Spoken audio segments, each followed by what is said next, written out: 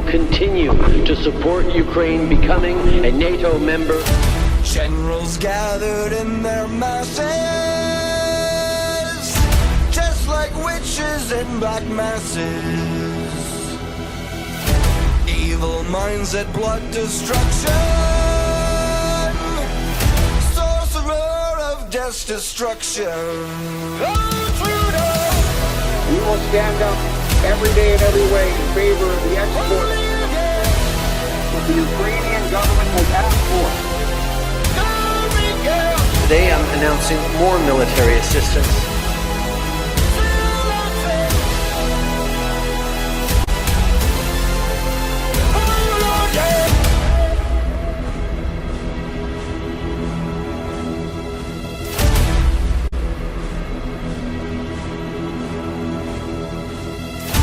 No more war pigs have the power. And God has struck the hour. Day of judgment, God is calling. On the knees, the war pigs crawling, begging mercy for their sins. Satan laughing spreads his wings.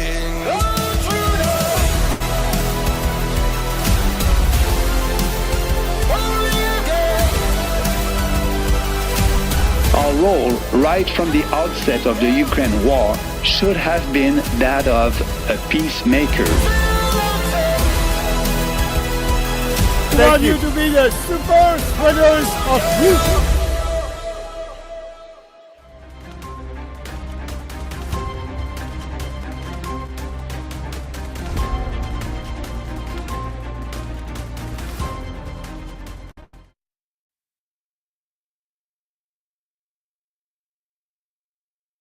Alrighty, what can I say?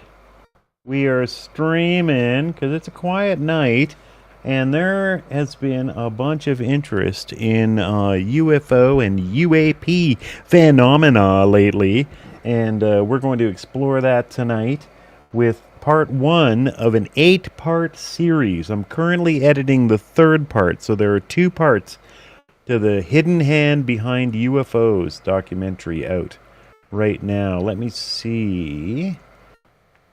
Oh yeah, I've kind of like edited it up here. Let me get this. Let me get something on the screen here that shows this. Yeah, there we go. Episode 1, lifting the esoteric veil, and this is going to be an entirely different kind of... so the title is showing Route 91 from when I streamed that. This is what happens when you decide you're going to stream in 10 minutes. So for some places, the title is not going to show up correctly. I'll see if I can fix that while we're streaming. I'm going through the Rumble Studio stream. And it's pretty, like, it's kind of, you know, back of the bus kind of streaming capabilities. I'll see if I can update the titles, but everyone just deal with it.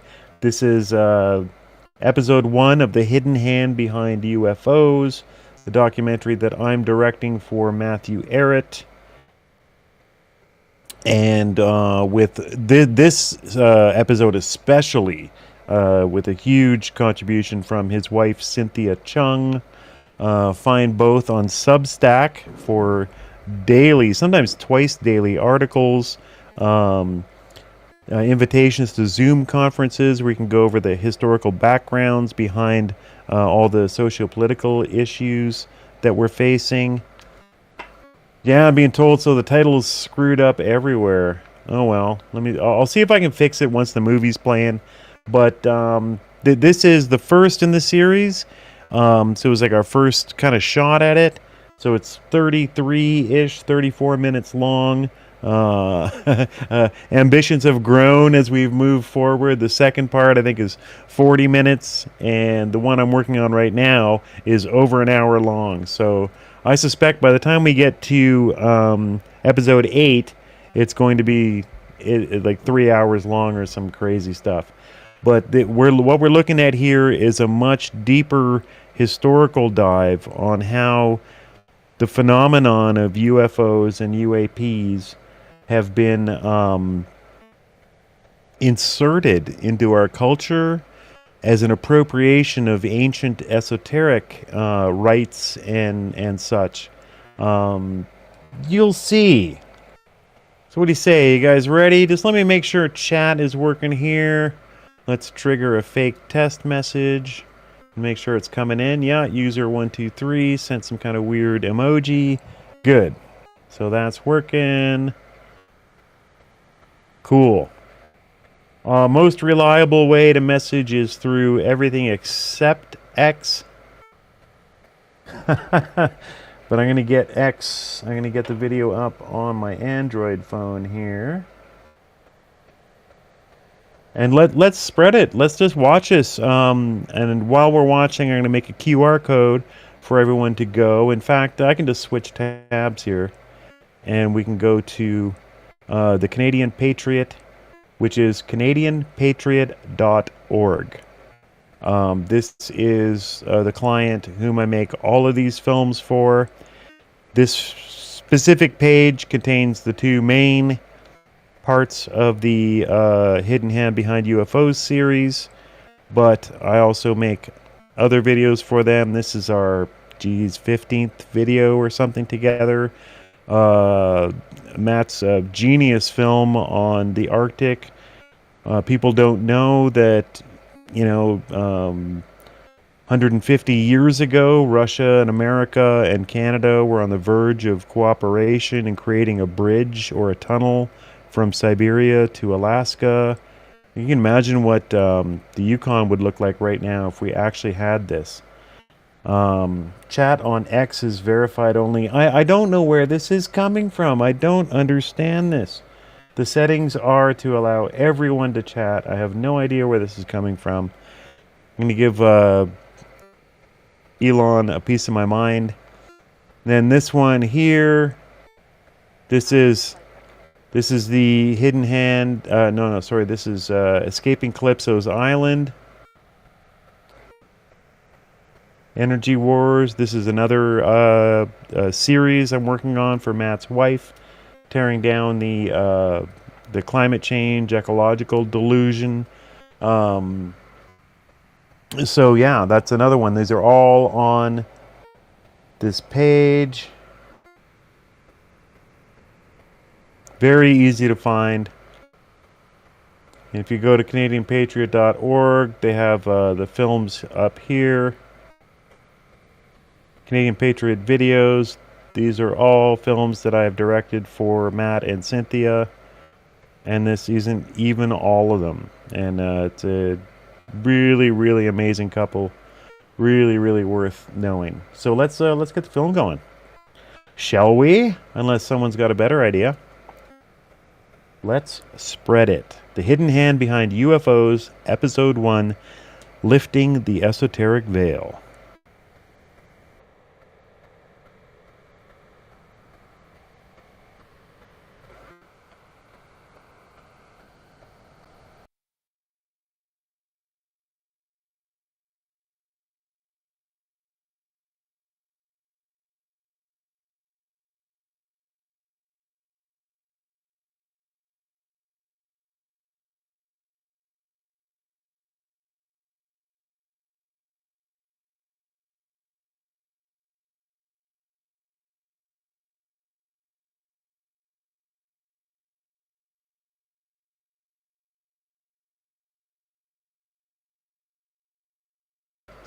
Okay, so audio not working. 1 second. I'll start over. I was muted for some reason. Weird. Okay, here we go. Starting over. My name is Matthew Arrett, and I'm the co-creator with my wife Cynthia Chung of the new film series, The Hidden Hand Behind Verify UFOs, audio. which you are about to watch. Before you start this first episode, we thought that it were important that a few words be said about why we decided to make this film series and what you should expect. We know that government and secrecy have gone hand in hand since time immemorial, and whether it involves the murder of presidents, the orchestration of wars, or the promotion of colonial enslavement of entire peoples, such darkness can only occur through the veil of secrecy. But now suddenly we are led to believe that this rule of secrecy in government has completely broken down in the strangest of places. Specifically in the domain of extraterrestrial contact, secrecy no longer seems to matter at all, but rather the opposite. Across all mainstream media channels, we have heard repeated tales of UFO whistleblowers demanding disclosure of alien contact with governments. Major government institutions like the Pentagon, the Congress, the Air Force, and NASA have promoted highly publicized inquiries into aliens, and leading elected officials seem to speak more freely about aliens than about the real geopolitical agendas driving the wars in the Middle East, or the loss of sovereignty to a financier oligarchy that has become more powerful than nation-states. We should be talking about and solving these existential problems threatening all of humanity right now, but instead, extremely powerful forces seem to want us to think a lot about aliens. So what's really going on? In the following film series, we will tackle the deep and subtle roots of the UFO disclosure movement from the earliest days of the Cold War to the present. We will review the role of such figures as H.G. Wells, Allen Dulles, Lawrence Rockefeller, and even Carl Jung in influencing this movement, and we will examine the origins of flying saucers both during and after World War II. But in order to really get at the heart of why this is all happening at this moment in history, the first episode of our series will begin much further back in time as we review the pre-Christian world shaped as it was by pagan mystery religions managed by priesthoods of initiates. We will do this in order to better appreciate how those occult mystery religions did not disappear with the rise of Christianity as so many of us have been told, but merely went underground. This occult underground has continued throughout the centuries, operating in the shadows, orchestrating wars, coups, assassinations, and cultural warfare, leading up to the British Empire's Hellfire Club and the Society for Psychical Research of the 18th and 19th centuries. By establishing a direct connection between the ancient world and the modern era's imperial intrigues. So the trick with Matt and Cynthia is it's a lot of words. Theosophy and Freemasonic cults. This is thinking stuff. Clear how the rebranding of ancient pagan priesthoods has unfolded into our modern times. We've actually taken a lot of effort to dumb it down. At first, this exercise will be most important to understand how the UFO mythos emerged in the 20th century and the true purpose behind the revival of ancient pagan cults under a great reset today. In fact, this whole section where Matt does an introduction is kind of like I was pushing them to do it because when they sent me the script, it was so just not what I was expecting. Like, I know, Mike from the space is probably here like, yeah, UFOs, let's look at freaky footage and government cover-ups and stuff. And the script's all like, Melchizedek saith unto thee in 2000 BC and shit. And I'm just like, wow, we might lose the audience because this is just so heady that the answer was to get Matt on here and introduce the series like this. So, know what you're getting into. This is not your normal UFO doc.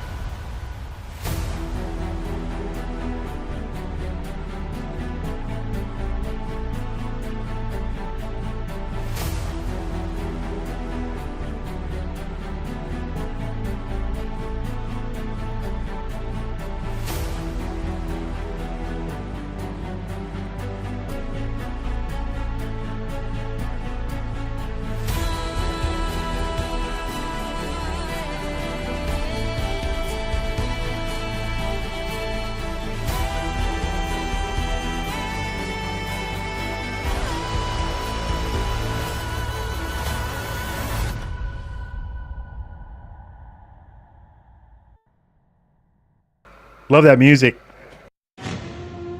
A perennial why has shadowed human history since the first sharp realization of our own mortality. This question has never failed to spark a search for understanding, which in turn has left in its wake various myths, rites, and representations of the divine. According to the ancient writings of Hesiod in his Theogony, in the beginning there existed only chaos. Whence arose Gaia and Eros. Then Gaia bore a being equal to herself, able to cover her entirely, starry Uranus. Gaia, with Uranus as her partner, would give birth to the 12 Titans, the first generation of Titans, 6 male and 6 female. Of these, Kronos partnered with his older sister Rhea, who then bore the first generation of Olympians, Zeus, Hades, Poseidon, Hestia, Demeter, and Hera. As the story is told by Hesiod, Uranus hated his children, the 12 Titans, and Gaia asked that her children rebel. Kronos is the only one to answer her call, and Uranus, drunken to penetrate the body of the earth, was castrated by Kronos with a sickle. From the blood that flowed upon Gaia, there came into the world the 3 Erinyes, goddesses of vengeance, the giants, and the nymphs of ash trees. From the sexual organs of Uranus thrown into the sea, Aphrodite was born.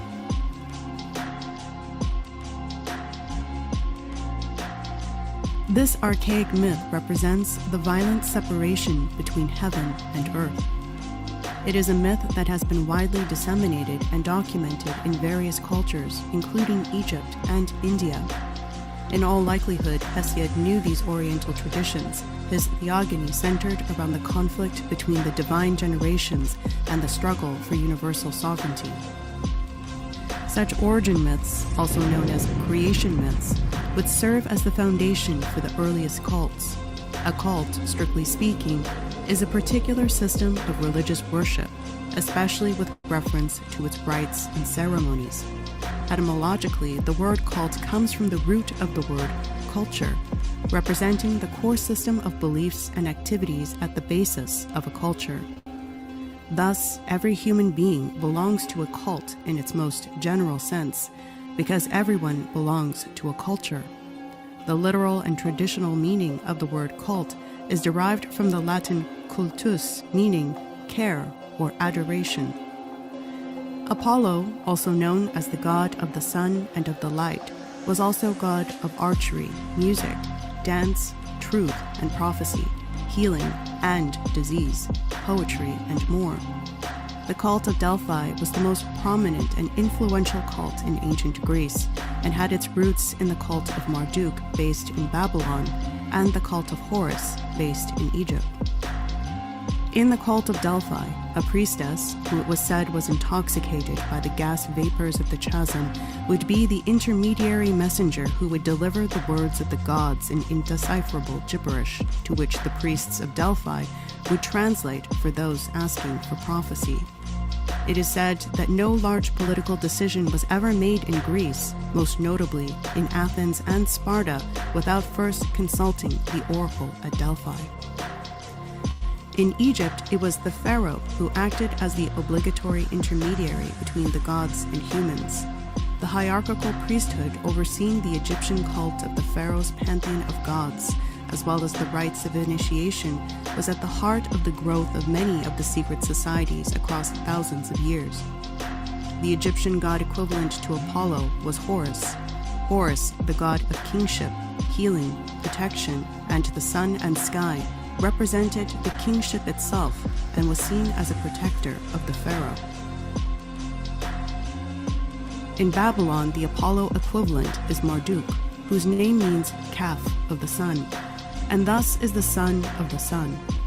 Like the cult of Apollo at Delphi and the cult of Horus in Egypt, no king of Babylon would decide on making war or peace without first consulting the oracle of the Marduk priesthood.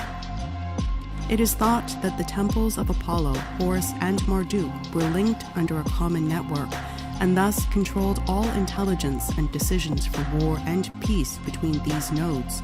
The priests effectively operated above all else, with no specific loyalty towards the kings they were advising and the welfare of their people. These mystery cults or mystery religions would continue to play a central role within Rome, Byzantium, and later empires, and continue in their influences to this day. The mystery cults take the form of three main branches: the Mithraic, the Orphic Apollonian, and the Dionysian mysteries. Thus, the mystery cults, which reserved their secret knowledge for initiates who would seek wisdom and power through esoteric practices and rituals, generally interpreted their scriptures allegorically to reveal so-called hidden spiritual truths that were usually known only to the higher-ranking initiates of the religion. This is what has made up the hidden hand behind the political decisions and spiritual beliefs of the day for millennia.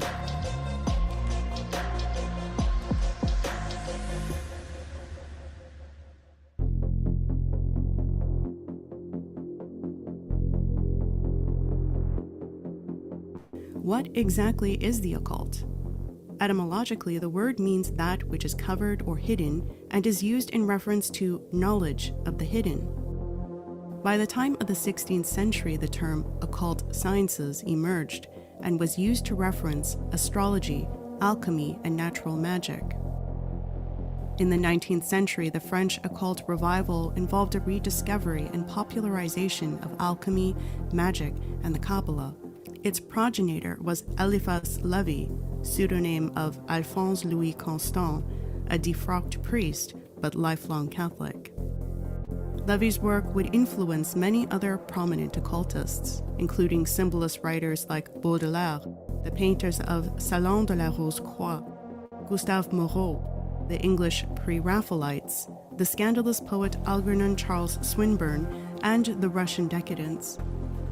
Famed British occult writer Edward Bulwer-Lytton, a Rosicrucian, put Levi and his philosophy into his popular novels.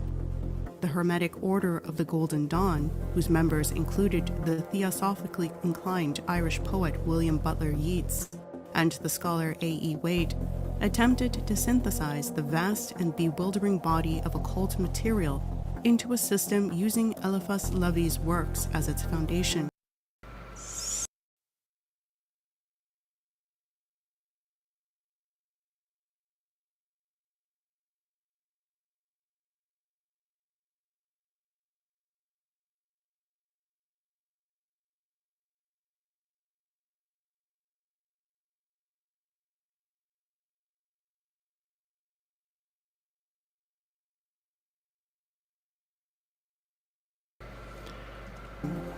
Even Helena Blavatsky.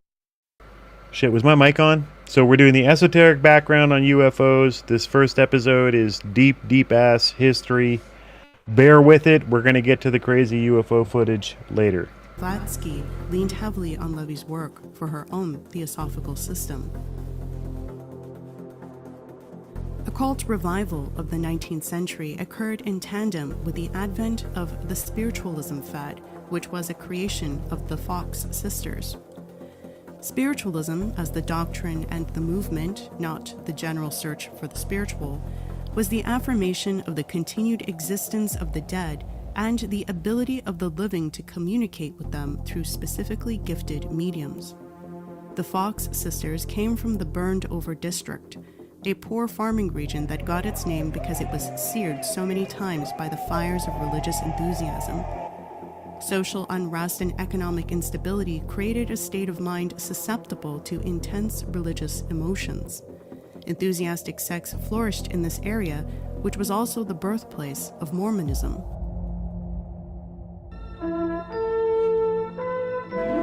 Yes, this is an official Mormon film.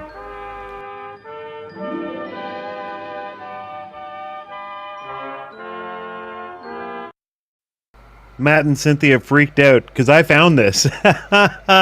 They, you know, the script just kind of keeps on going, and I just fully inserted this crazy early 80s Mormons film right into the middle of it, and they loved it.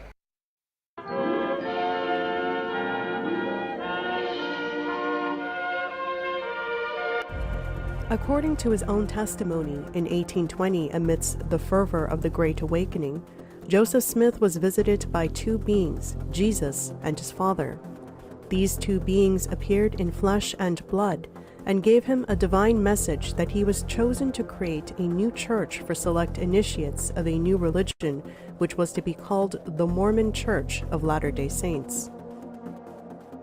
Smith was told that both entities lived on other planets, with the father's abode named Planet Kolob, which he shared with another being called the Heavenly Mother, who were parents of Jesus.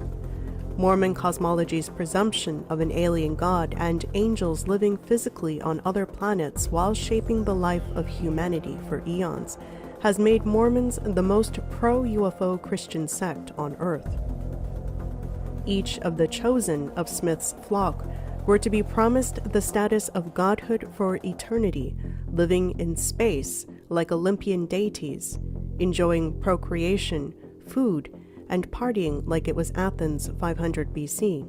However, this privilege was to be reserved only for those who had attained the highest degrees of initiation in Smith's new church, which he created along with an array of new Masonic lodges in Nauvoo, Illinois.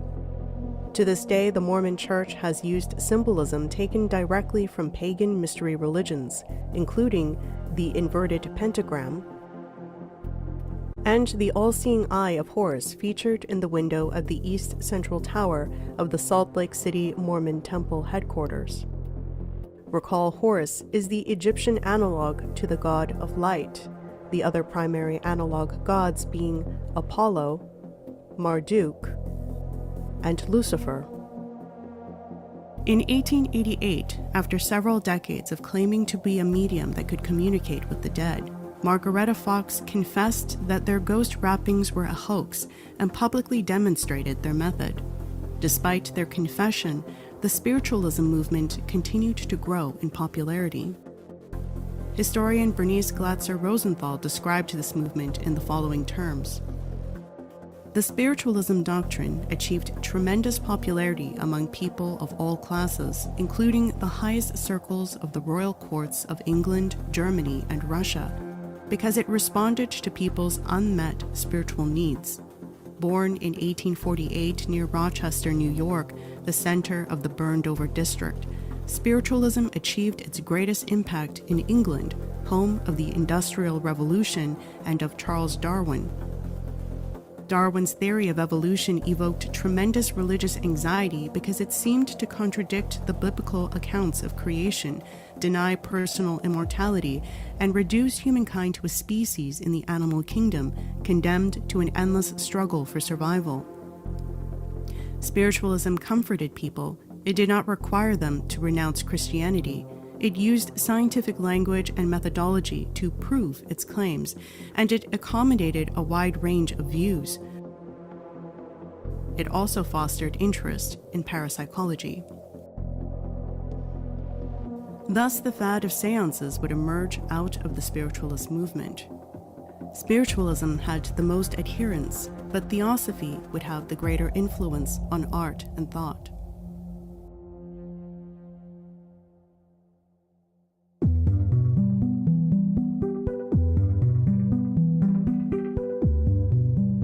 Theosophy, the movement Madame Blavatsky founded, would spawn the age of gurus and nice spiritual swastika, sects, which in the course of the century evolved into the New Age.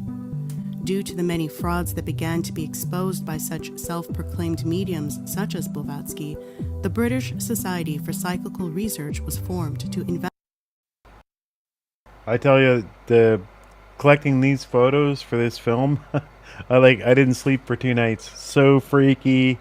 So weird, throwback to when I was 10 and getting into magazines and comics that would show these old ghost photos and stuff. Oh, so creepy. I'll rewind it a shot here. Due to the many frauds that began to be exposed by such self-proclaimed mediums such as Blavatsky, the British Society for Psychical Research was formed to investigate paranormal activity using a scientific method. Founded in 1882 in London, the Society for Psychical Research began to investigate paranormal activity using a scientific... Right there, that's it. I had a book in the 70s and it was like the Uxborn Book of the Unknown or something. It was all about ghosts and stuff. And this photo caused me and my brother to lose so much sleep. The supposedly the dead grandmother in the back, and she wasn't there when the photo was taken. I mean, you know, it's a bunch of bull crap, right? Like, it's probably a photo of something else and totally unrelated, but my God, the way that the woman in the back looks with the freaky eye reflection shit. We didn't sleep for 2 nights. Just saying. All right, rewinding 5 seconds. Here we go. Research was formed to investigate paranormal activity using a scientific method. Founded in 1882 in London, the Society for Psychical Research became an influential body, including among its prominent members John Ruskin, Lord Tennyson, W.E. Gladstone, the famed psychologist William James, considered the father of American psychology, Frank Podmore, a founding member of the Fabian Society, and Alfred Russel Wallace, T.H. Huxley's close associate and co-creator of Darwinism. So I just want to chime in here for a pity party that this 20 seconds here, finding each of these guys' pictures. Do you have any idea how hard it is to find these guys' pictures at a resolution that looks good when you blow it up to at least 1080p, and then get all their names in, and then get them all in these cute little photo things. So for about 20 seconds here, you're looking at 3-4 hours of work. Video editing ain't no joke. Who was also a theosophist, forming a rather strange union with Darwinism and spiritualism. The significance of William James, the father of American psychology and the scientific investigation of the paranormal, should not be lost in its significance. William James is the son of Henry James Sr., who was an independently wealthy Swedenborgian theologian. Thomas Lake Harris, a leader of a series of communal religious experiments culminating in the group called the Brotherhood of the New Life, established in the mid-1850s his own Swedenborgian church in New York, which included Henry James as part of his congregation, as well as Horace Greeley, a utopian socialist who happened to also be a patron of the Fox sisters. Harris, through his new church, explained that Swedenborg had given only the celestial meaning of the scriptures. Harris would now provide their deeper spiritual interpretation. It was both Emanuel Swedenborg and Franz Anton Mesmer who were candidates in the race to find the key to everything. Emanuel Swedenborg was a Swedish pluralistic Christian theologian, scientist, philosopher, and mystic. Swedenborg would attempt to locate the human soul and to prove its immortality. In 1743, he would experience a major religious crisis which began a series of dreams. He is best known for his book On the Afterlife, Heaven and Hell, published in 758, where he claimed to have traveled to both heaven and hell multiple times and communicated with spirits, angels, and even God himself, as well as travels to other planets. A hugely industrious man, he established Sweden's first scientific journal and anticipated a number of modern inventions, including prototype submarines and airplanes. In 1716, the science journal Daedalus Hyperboreus published a diagram of a round-winged flying machine designed by the transcendental traveler Swedenborg. This may be the first recorded design of a flying saucer. This is not to say that Swedenborg actually built such a machine, but rather it is to point out the fact that this self-professed interplanetary traveler, who is largely regarded as the father of the spiritualist and theosophist movements, would also create what would become the symbol for UFOs, which was at the center of its mythology and lore. Thus, William James, who grew up with the heavy influences of Thomas Lake Harris's Swedenborgian church, would create a science in the field of psychology on the subjects of hypnotism, revelation through dreams, and trances. Sigmund Freud, the father of psychoanalysis, would create a science around the interpretation of dreams, published in 1899. Freud found that patients' dreams could be fruitfully analyzed to reveal the complex structuring of unconscious material and to demonstrate the psychic action of repression, which he had concluded underlay symptom formation. Freud would make his revelations in his science of dream interpretation during a period where he himself was suffering from disturbing dreams and extreme depression. His work on the interpretation of dreams would act as a sort of manual for how to interpret symbology in the dream state.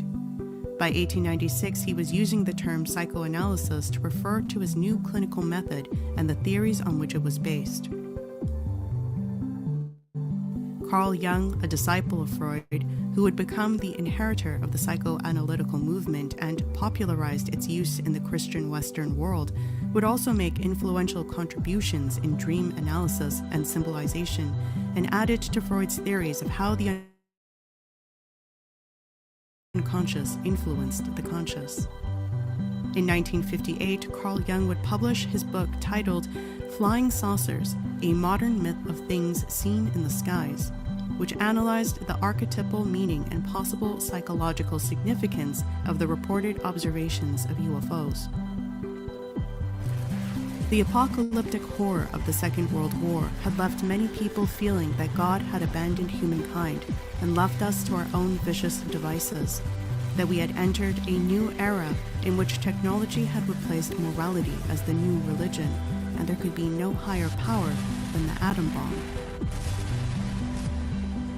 If the round, shining objects that appear in the sky be regarded as visions, we can hardly avoid interpreting them as archetypal images. They would then be involuntary, automatic projections based on instinct, and as little as any other psychic manifestations or symptoms can they be dismissed as meaningless and merely fortuitous.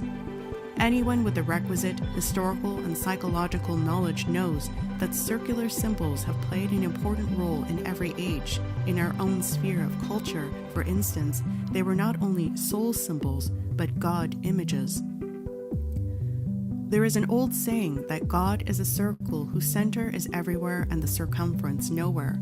God, in his omniscience, omnipotence, and omnipresence, is a totality symbol par excellence, something round, complete, and perfect.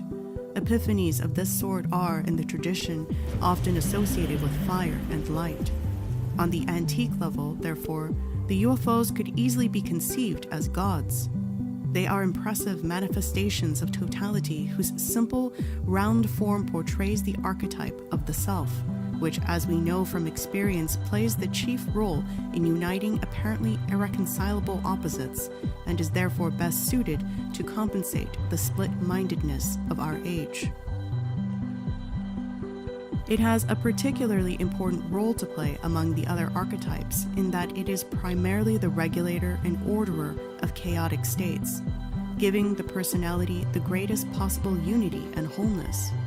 It creates the image of the divine human personality, the primordial man or anthropos, a Chen Yen, true or whole man, an Elijah who calls down fire from heaven, rises up to heaven in a fiery chariot, and is a forerunner of the Messiah, the dogmatized figure of Christ, as well as of Hida, the Virgin One, who is another parallel to Elijah.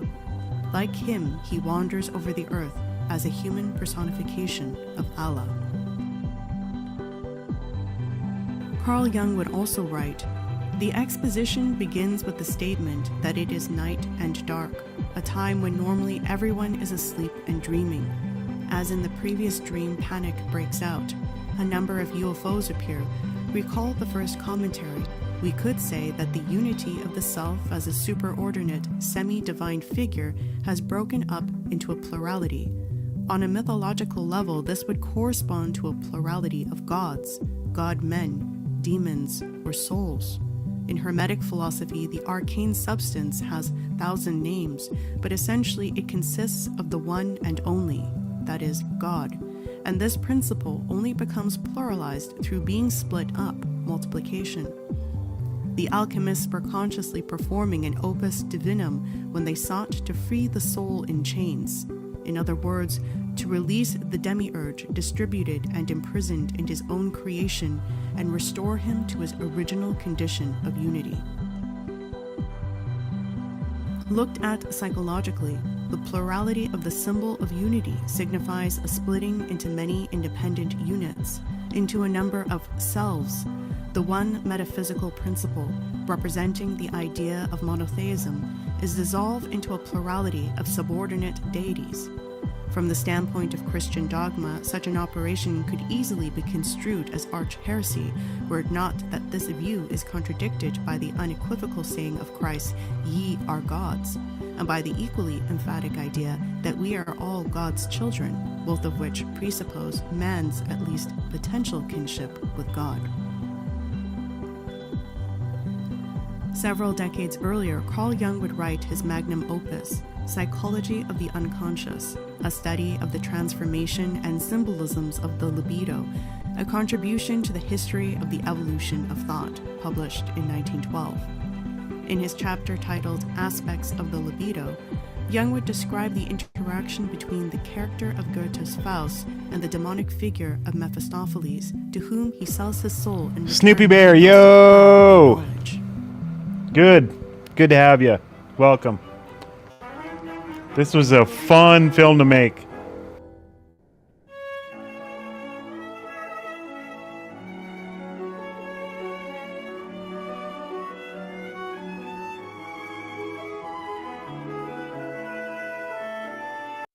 So for this, I was able to find this original silent film, but I had to insert these fake titles in here. This isn't actually what appeared on the original film. I had to embellish it to highlight what the script wanted to show. This was fun as hell, and I had to try to match up the color and the look of the film. Super fun.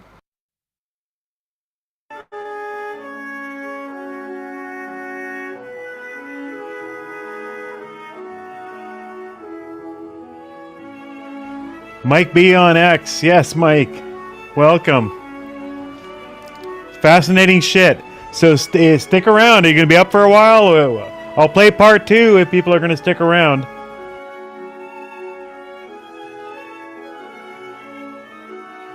In reaction to this dialogue, Jung would write, "Here the devil again puts into Faust's hand the marvelous tool, a phallic symbol of the libido, as once before in the beginning the devil, in the form of the black dog, accompanied Faust when he introduced himself with the words, 'Part of that power not understood, which always..." You're good at what you do. I'm suitably impressed. Thank you, Snoopy Bear. United to this Thank you very much. Faust succeeded in accomplishing his Humbly accept task, that. Thank you very at much. First through evil adventure, and then for the benefit of humanity. For without the evil, there is no creative power. And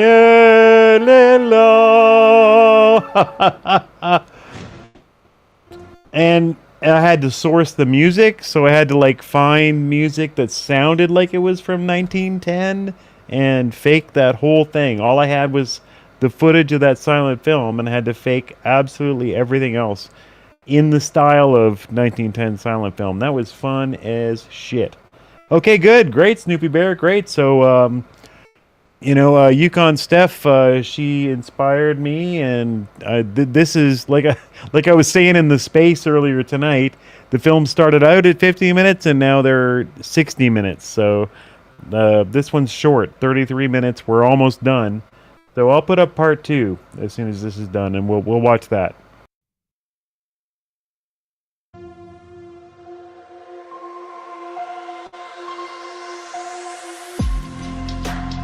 Apollo has always been associated with the light of the sun, giver or bringer of light.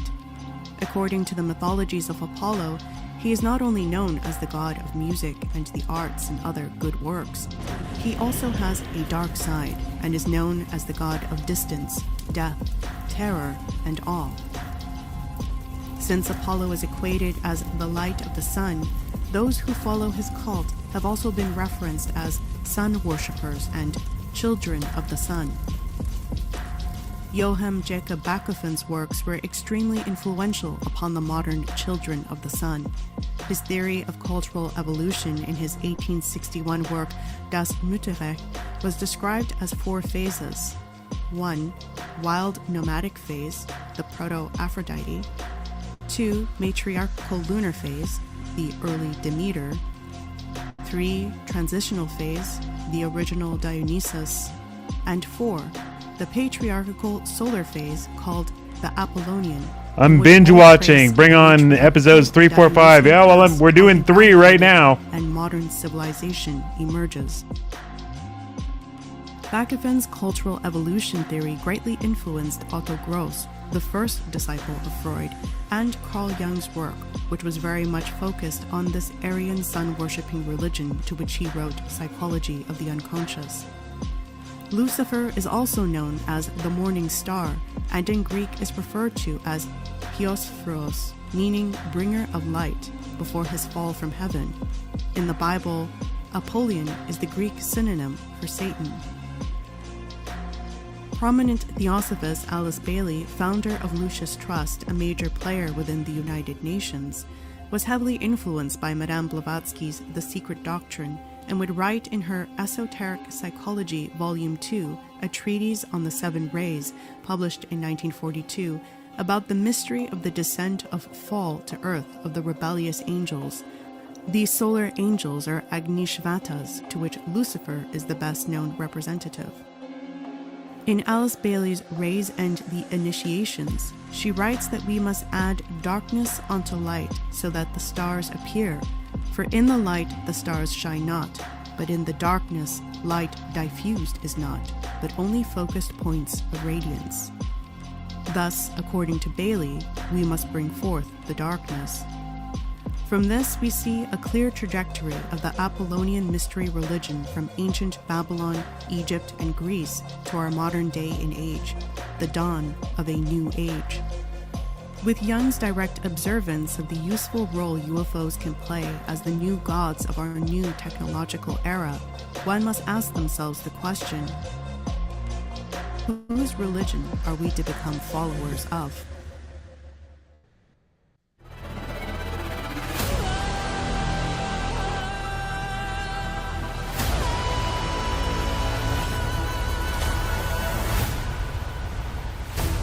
In our next episode, we will explore this question in further detail by introducing Thomas Huxley's disciple, H.G. Wells, who oversaw a grand strategy to bring about this new age of mankind, including a revival of an ancient pantheon of new deities managed by a modern priesthood, starting with a book called The War of the Worlds.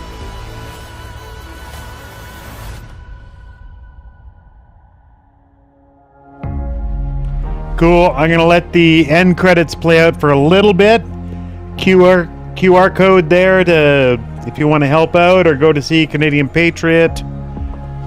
This is one of the best kept secrets on earth are these Canadian historians. And we'll pull up, I'll get episode 2 ready here. Or it'll just stop. Did it just stop? Oh, weird. Huh. It just stopped. Look at that. Alright, so let's go to Hidden Hand episode 1.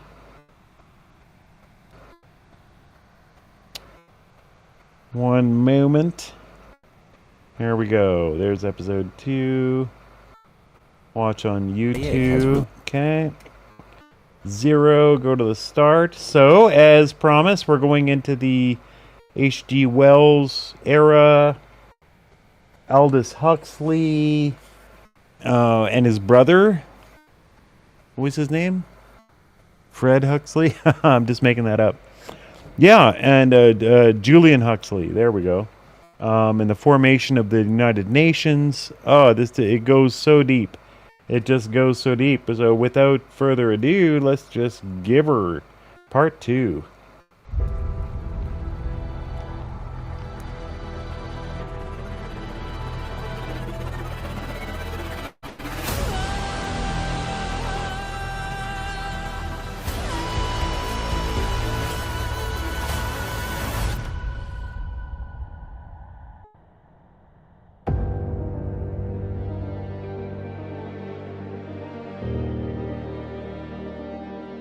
Are they out there? Or are we being used? Why now? There's footage and records of I think we're being objects used. in the skies that we don't know exactly what they are. Disclosure. Informed in the course of my official duties of a multi-decade UAP crash retrieval and reverse engineering program. Or PSYOP. Very high level that close the door, look me in the eye and says, okay, I'm going to introduce you to somebody. What is the agenda? Protect the higher echelon against detection.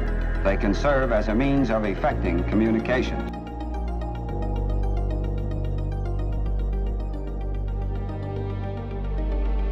A war of the worlds? Or a war for your mind?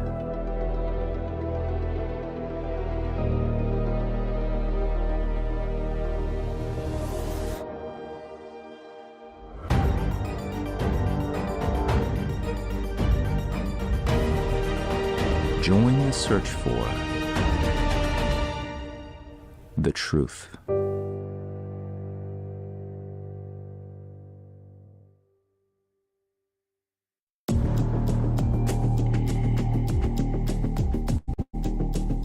The ability to discern reality from fantasy is an absolute precondition for survival. But lately, this discernment has become much more difficult than it used to be for millions of people in America and beyond. And why not? Extraterrestrials have transformed from the stuff of science fiction into hard fact, supported by congressional testimonies of Pentagon whistleblowers, leading figures in American intelligence services, and elected officials. From what you know, are they all the same, or we got different kinds of them? George, at least 70 different species, and probably more. Offering new and robust data acquisition methods into UAPs. They keep telling us they don't exist, but they block every opportunity for us to get a hold of the information. Were they, I guess, human or non-human biologics? Non-human, and that was the assessment of people with direct knowledge on the program I talked to that are currently still on the program.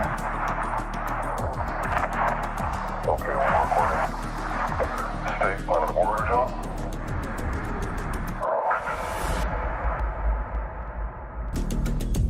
We are told to prepare for government disclosure of alien contact at any moment. The transdimensional interstellar technology will benefit humanity. And even the CIA has released reports claiming to have captured 9 UFOs since 2003 alone. But is any of this true? Or is our perception of reality being blurred by design by political forces that wish to reset not only humanity's economic systems, but entire value systems in order to bring about a new set of sacred beliefs about mankind's origins and purposes, guided by a new technocratic priesthood? To explore this important question in greater detail, we will go back in time, skipping over decades, across the assassinations of presidents, the creation of a military-industrial complex, wars in Indochina, and even before a war with Nazi Germany, to a man named H.G. Wells and his call for world government.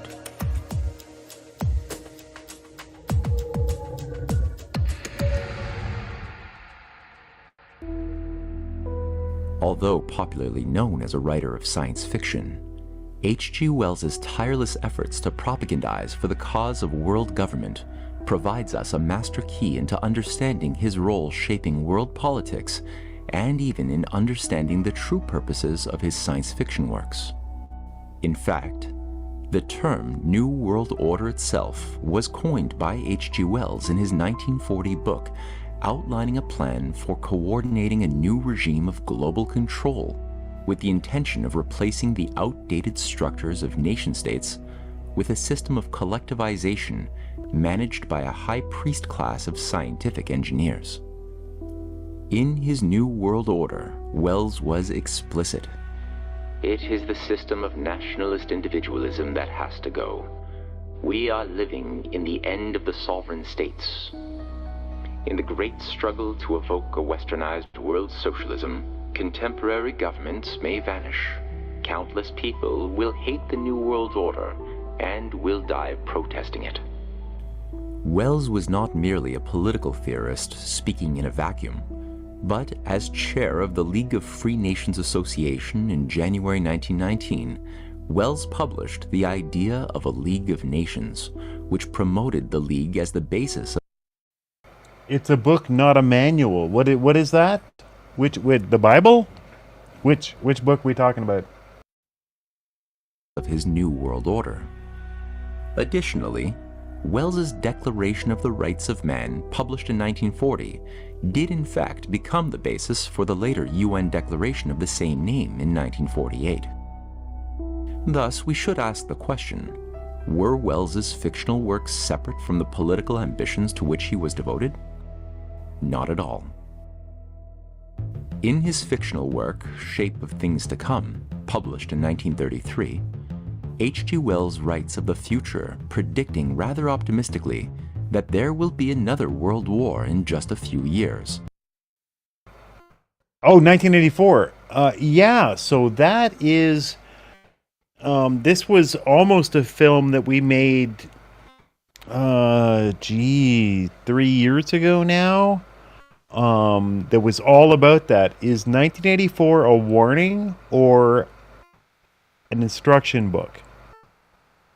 And it gets really complicated, especially when you see what his associates and family were involved in stuff like this. Was Orwell really outside of that group and then criticizing it, or was he part of the group and just giving us a structure that we can now see? I mean, the modern liberal mindset is basically following 1984 as a manuscript. So what was 1984? It's very interesting discussion, and I hope that we make that film sometime soon. Followed by epidemics and famine.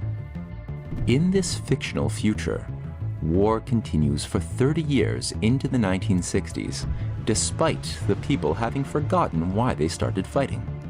Humanity enters a new dark age. Ha ha! I didn't know we could do the vanishing Homer emoji. Victory, the enemy deploys a biological weapon, resulting... How do you even do that? Is that on Rumble? Producing the first zombies ever shown in popular entertainment. By 1970, Wells describes how the global population has dropped to a little under 1 billion. Although this is depicted as horrific, it is at the same time depicted as a necessity, a great reset to restore the balance, so to speak. It is only with this reduced population size that the world can begin to build back better out of the chaos. A world of failed nation-states is replaced with a new phase of evolution as a biologically superior species emerges, with the inferior having been culled by war and disease. This new transhuman species is managed by a bureaucratic system under the form of a world government.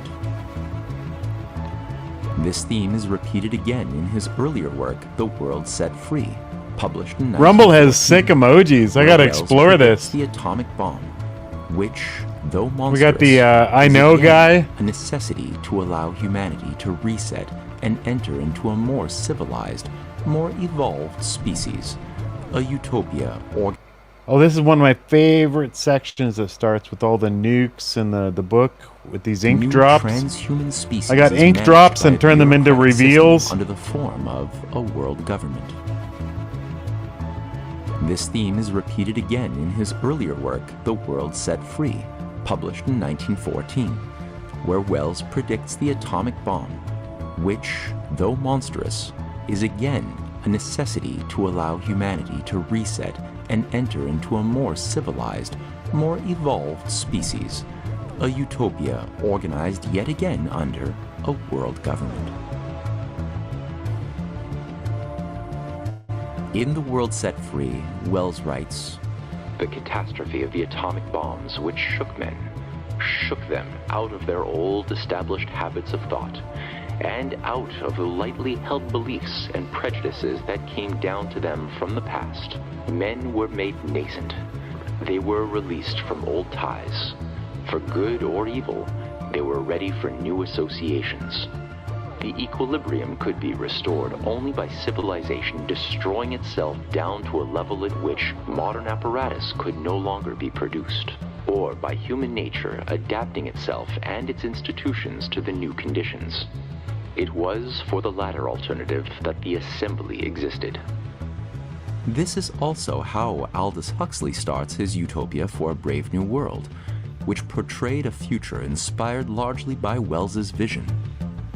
Huxley writes that his Wellesian-inspired utopia could only have come about after the 9 Years' War, the great economic collapse, where there was only a choice between world control and destruction. Throughout Wells's stories, anyone supporting lots of national sovereignty single dots from Snoopy Bear. simply ignorant militarists who were ultimately forced to submit to the greater wisdom of Masonic high priests of global government. We're scouting this region now to see how things are. You found out. This is an independent sovereign state. Yes, we must talk I about that. say, We what? don't discuss it. We don't approve of independent sovereign states. You don't approve. We mean to stop them, That's war. if you will. All right, I think we know how we stand. The concept of human nature itself is consistently featured as a mixture of corruption, selfishness, and self-delusion animated by folly and Darwinian forces of survival of the fittest in a race of each against all. Screen clearing? Yeah, okay, man. Civilization has long been destroyed as humanity has evolved into two separate species, one being monstrous Morlocks, the heirs to the laboring classes, and the other being simple-minded Aryan LOI, the offspring of Who's the this guy? Is this oligarchical Rex who Harrison? serve as Is that who food this for is? those underworld creatures that are the genetic heirs of the 20th century working class.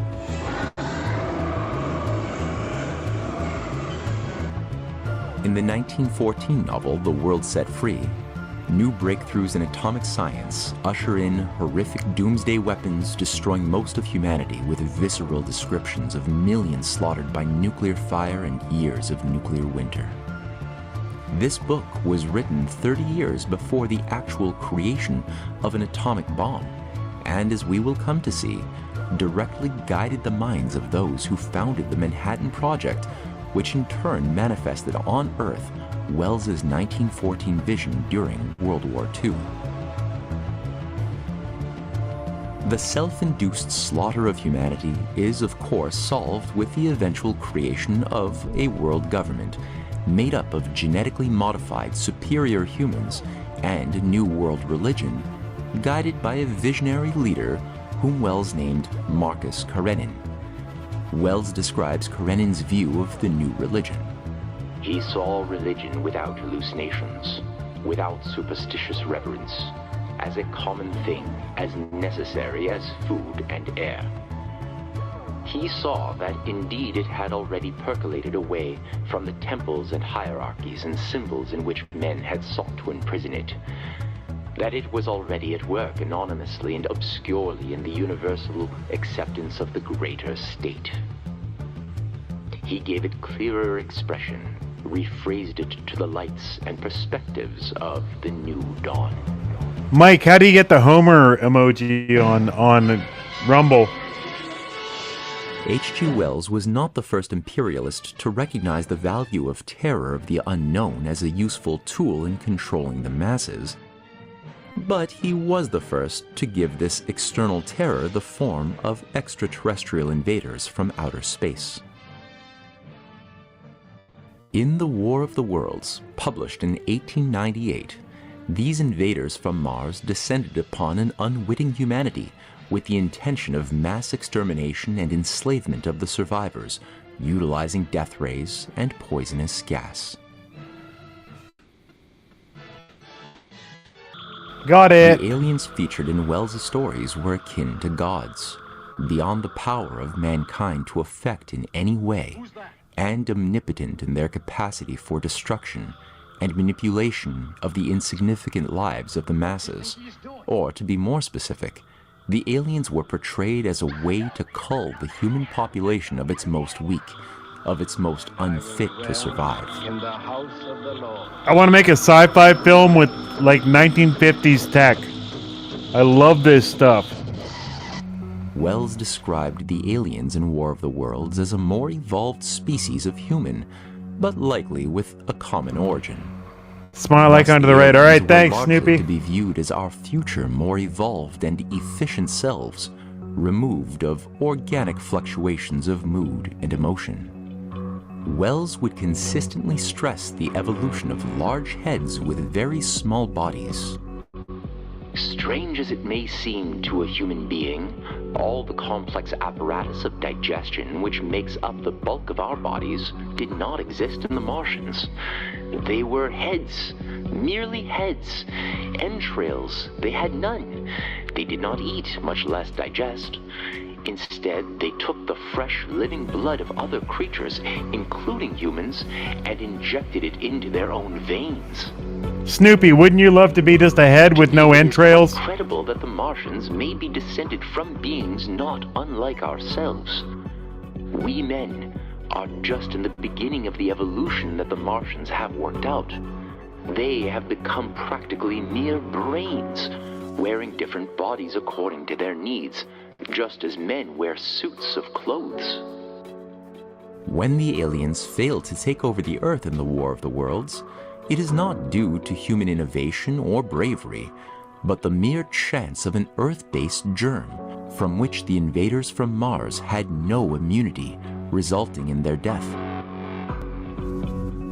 Describing the wreckage of the dead aliens, Wells writes, "Scattered about it, some in their overturned war machines, some in the now rigid handling machines, and a dozen of them stark and silent and laid in a row, were the Martians, dead, slain by the putrefactive and disease bacteria against which their systems were unprepared." Total head in a jar. Total Star Trek. It was the backwardness of the humans who had not yet found a way to eliminate all germs and disease as the aliens had that resulted in only a temporary defeat of the invaders.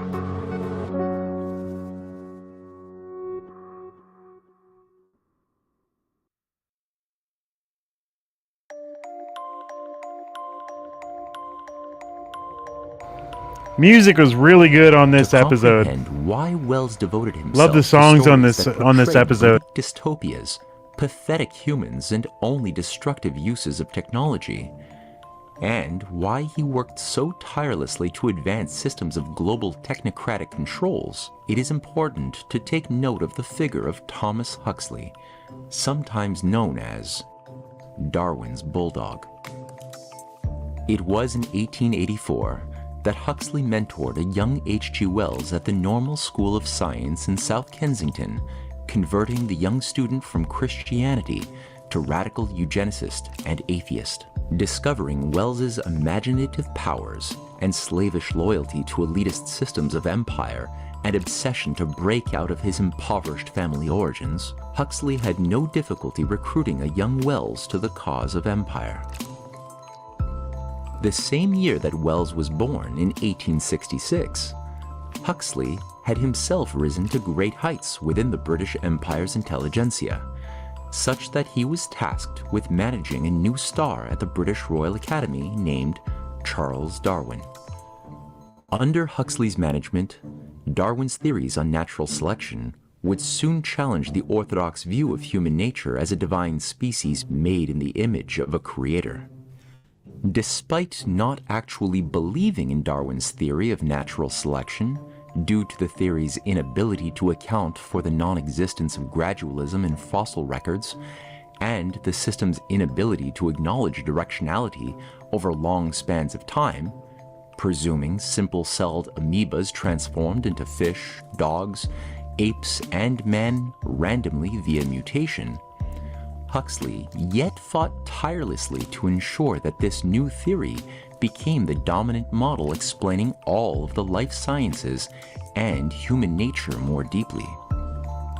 Why? If the world could be made to accept Darwin's thesis that mankind descended from apes through the sheer law of strong species destroying the weak, then the system of empire, which required the dominance of a few over the nations of the earth, could be justified scientifically. Of course, alternative systems explaining evolution outside of Darwin's narrow model existed.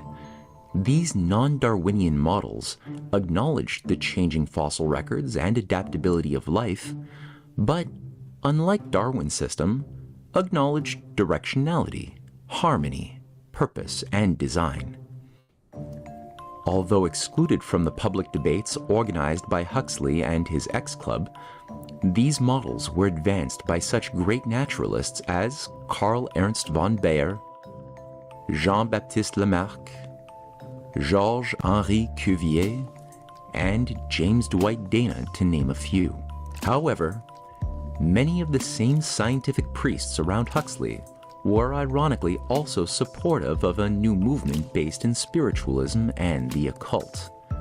Scientists such as Alfred Russel Wallace, co-founder of Darwin's theory of evolution and president of the British Society for Psychical Research; William James, father of modern psychology and co-founder of the American Society for Psychical Research; Henry Sidgwick, Cambridge mathematician and leading figure within the Society for Psychical Research; Sir William Fletcher Barrett, physicist and assistant to John Tyndall; Frederick William Myers, psychologist; and Sir William Peck, astronomer for the Royal Society and member of the Golden Dawn.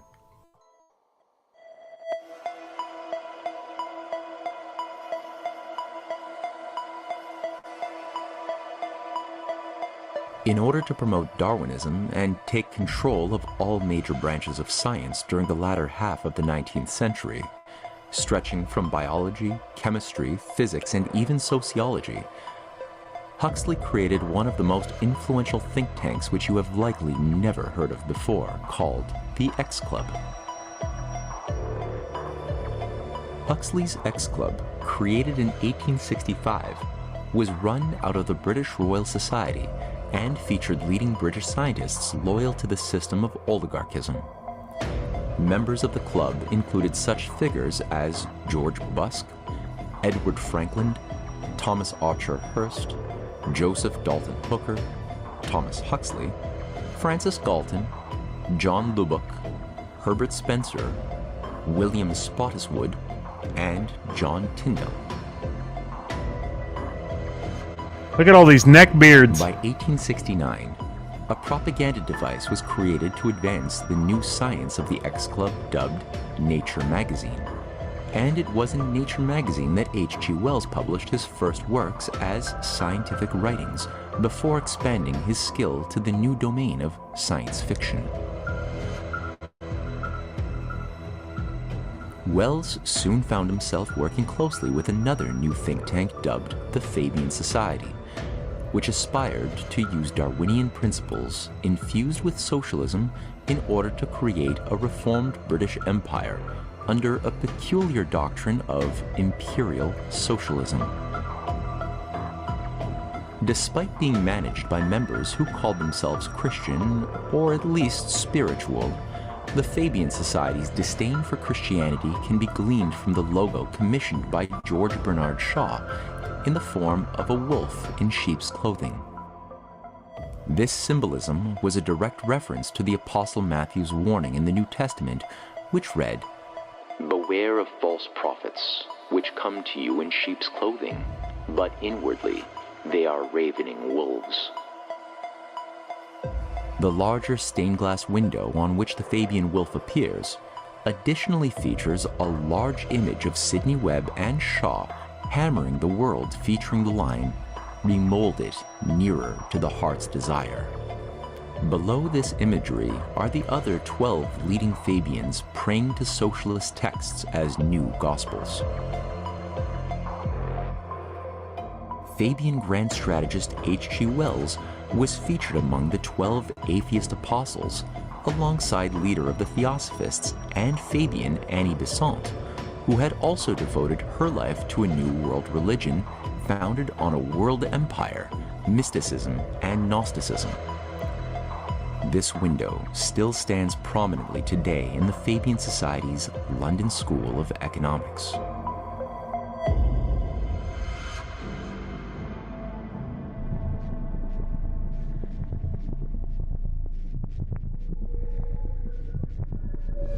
The peculiar notion of science upheld by Fabians and members of Huxley's X Club and the new domain of science fiction were always seen within H.G. Wells's own mind as two sides of the same agenda.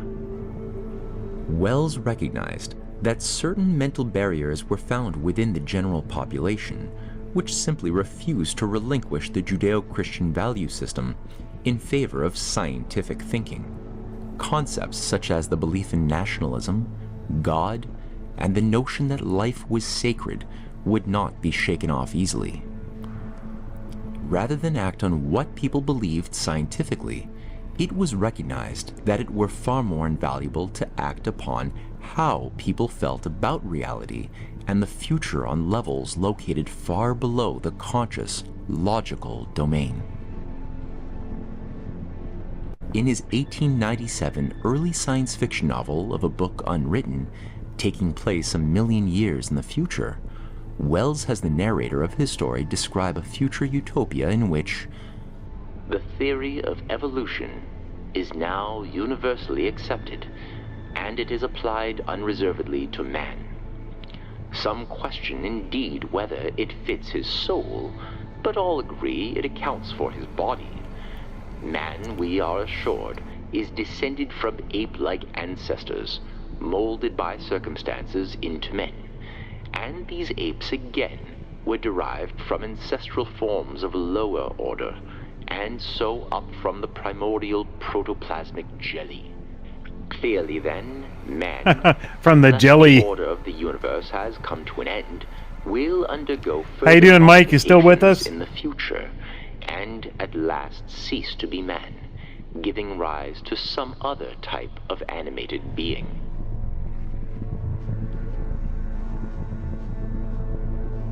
Here, Wells not only promoted Darwinism under the veil of fiction, but additionally set the stage for transhumanism, which would emerge as an elitist variation of Darwinism after World War II. It is common in today's world to associate aliens with small, frail beings with large heads. But few have contemplated where this imagery originated.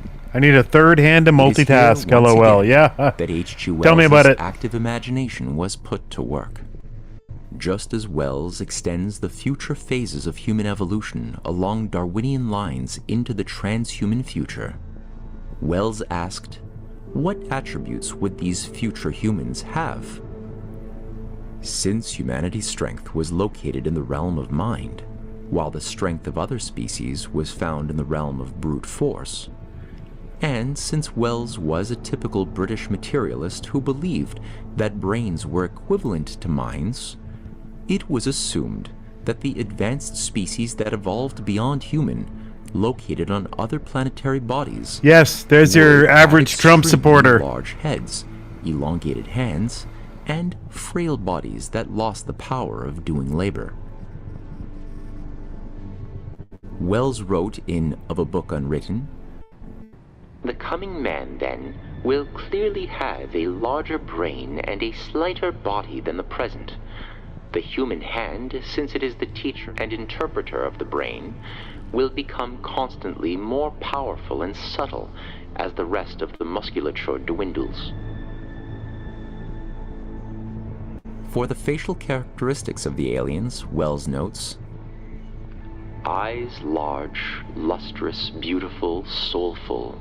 Above them, no longer separated by rugged brow ridges, is the top of the head, a glistening, hairless dome, terete and beautiful.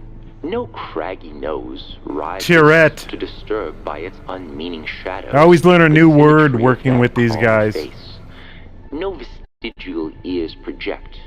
The mouth is a small, perfectly round aperture, toothless and gumless, jawless, unanimal, no futile emotions disturbing its roundness as it lies like the harvest moon or the evening star in the wide firmament of face.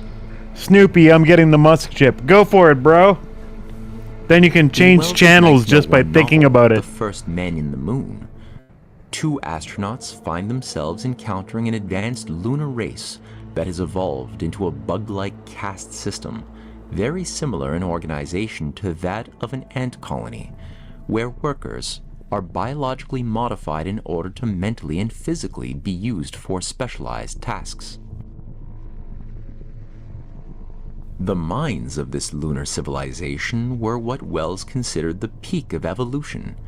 Nothing but large, bulbous heads, wobbling jellies of knowledge, with atrophied bodies and organs, all towards increased efficiency of mind. The aristocracy of this species is defined by the largeness of heads, with the emperor named the Grand Lunar, having the most gargantuan brain and atrophied unused Just like body. all conservatives. The One has the largest in head. Wells's fantasy are known as Selenites, who are bred to physically fulfill specialized roles and sedated with drugs when not working. This was Wells's dream for what could form a stable, peaceful organizational system for humans. Sound it was familiar? What inspired the work of Aldous Huxley in his Brave New World, and his biological hierarchy or biological caste system created in a lab to produce epsilons, deltas, betas, alphas, and alpha pluses, and the about 13 or so world controllers. The drugs that pacified the Wellsian Selenites took on the names Soma in Huxley's novel 30 years later, and LSD-25 10 years after that.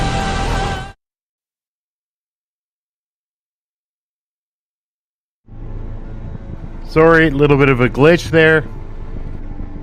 By acting on the public imagination through the mode of entertainment, subtle ideas of human nature Look at the and brain on dystopic her. futures could be Yep. implanted, That's our future. making a society that had been overwhelmed by this sort of propaganda for sufficiently long periods of time, entirely adaptable to those very dystopic realities, finding themselves increasingly incapable of imagining an alternative course for the future. Just as World War I had begun, and just as Wells began working in Britain's Ministry of Propaganda, painting the once beloved Germans as subhuman baby-killing Huns for consumers of British media, Wells's World Set Free told the story of nuclear weapons launched by Germans 50 years in the future, resulting in the hellish murder of millions of victims. In true Wellsian fashion, only a world government imposed by elites is able to end the carnage and bring about a perpetual peace. And what type of ethos would Wells's world government be organized around? In 1924, Wells described his ideal world government, dubbed the New Republic, and the character of its leading citizens. The men of the New Republic will not be squeamish either in facing or inflicting death. They will have ideals that will make killing worthwhile.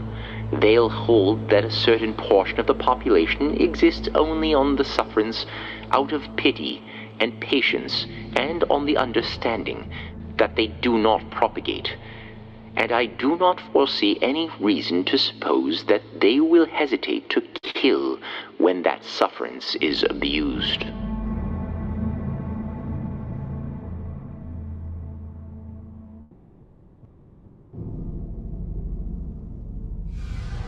Among the many fans of Wells, one notable Hungarian scientist named Leo Szilard found himself immersed in Wellsian literature, and after reading The Open Conspiracy, a blueprint for a world revolution in 1928, was inspired to create his own elite secret society, which he dubbed the Bund.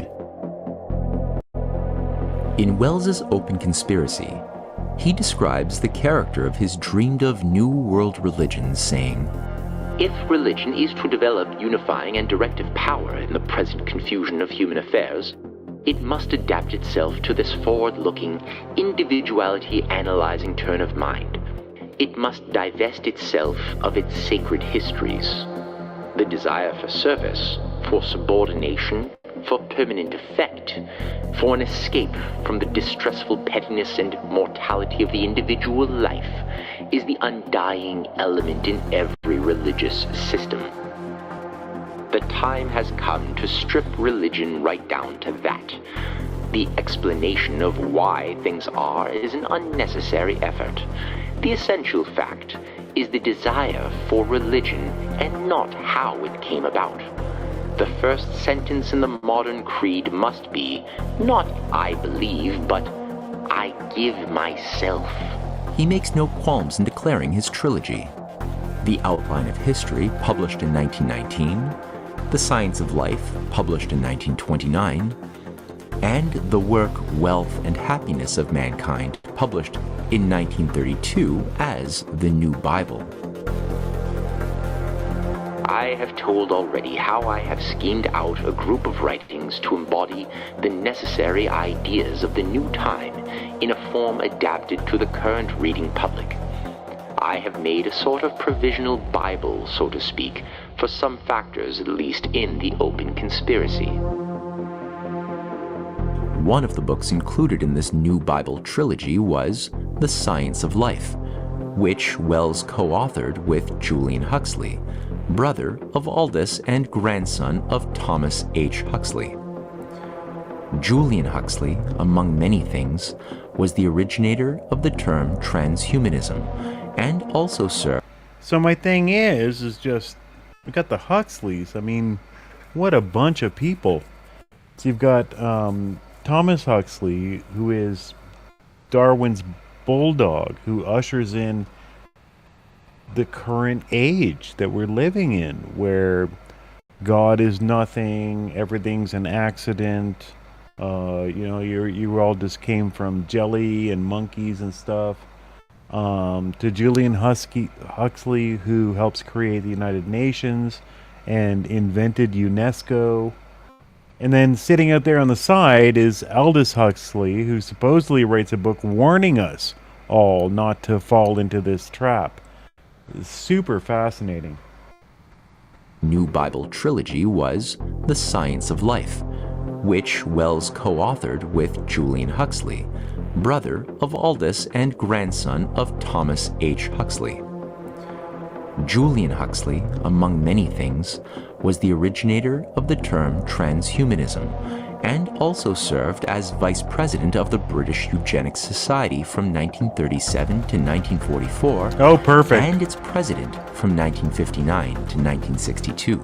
The Science of Life was to give a popular account of all major aspects of biology as known in the 1920s. It is credited in introducing modern ecological concepts and emphasized the importance of behaviorism and Jungian psychology. Besides Julian Huxley acting as vice president and president of the British Eugenics Society, he was also the first director general of UNESCO, the United Nations Education, Scientific and Cultural Organization, in 1946, to which he wrote its mandate, UNESCO, its purpose and its philosophy that same year. In it, Julian lays out the need for a world government as the only means for avoiding war, and that the full sovereignty of separate nation-states should be transferred over to this world government accordingly, under one political unity. The moral for UNESCO is clear. It must envisage some form of world political unity, whether through a single world government or otherwise, as the only certain means of avoiding war. In its educational program, it can stress the ultimate need for a world political unity and familiarize all people with the implications of the transfer of full sovereignty from separate nations to a world organization.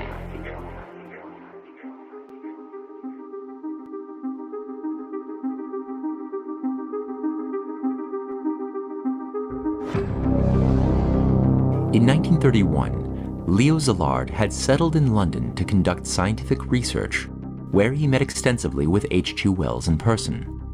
and was introduced to Wells's novel The World Set Free in 1932. And as the story goes, gave him the idea of nuclear chain reactions that would come to be used in the development of the atomic bomb.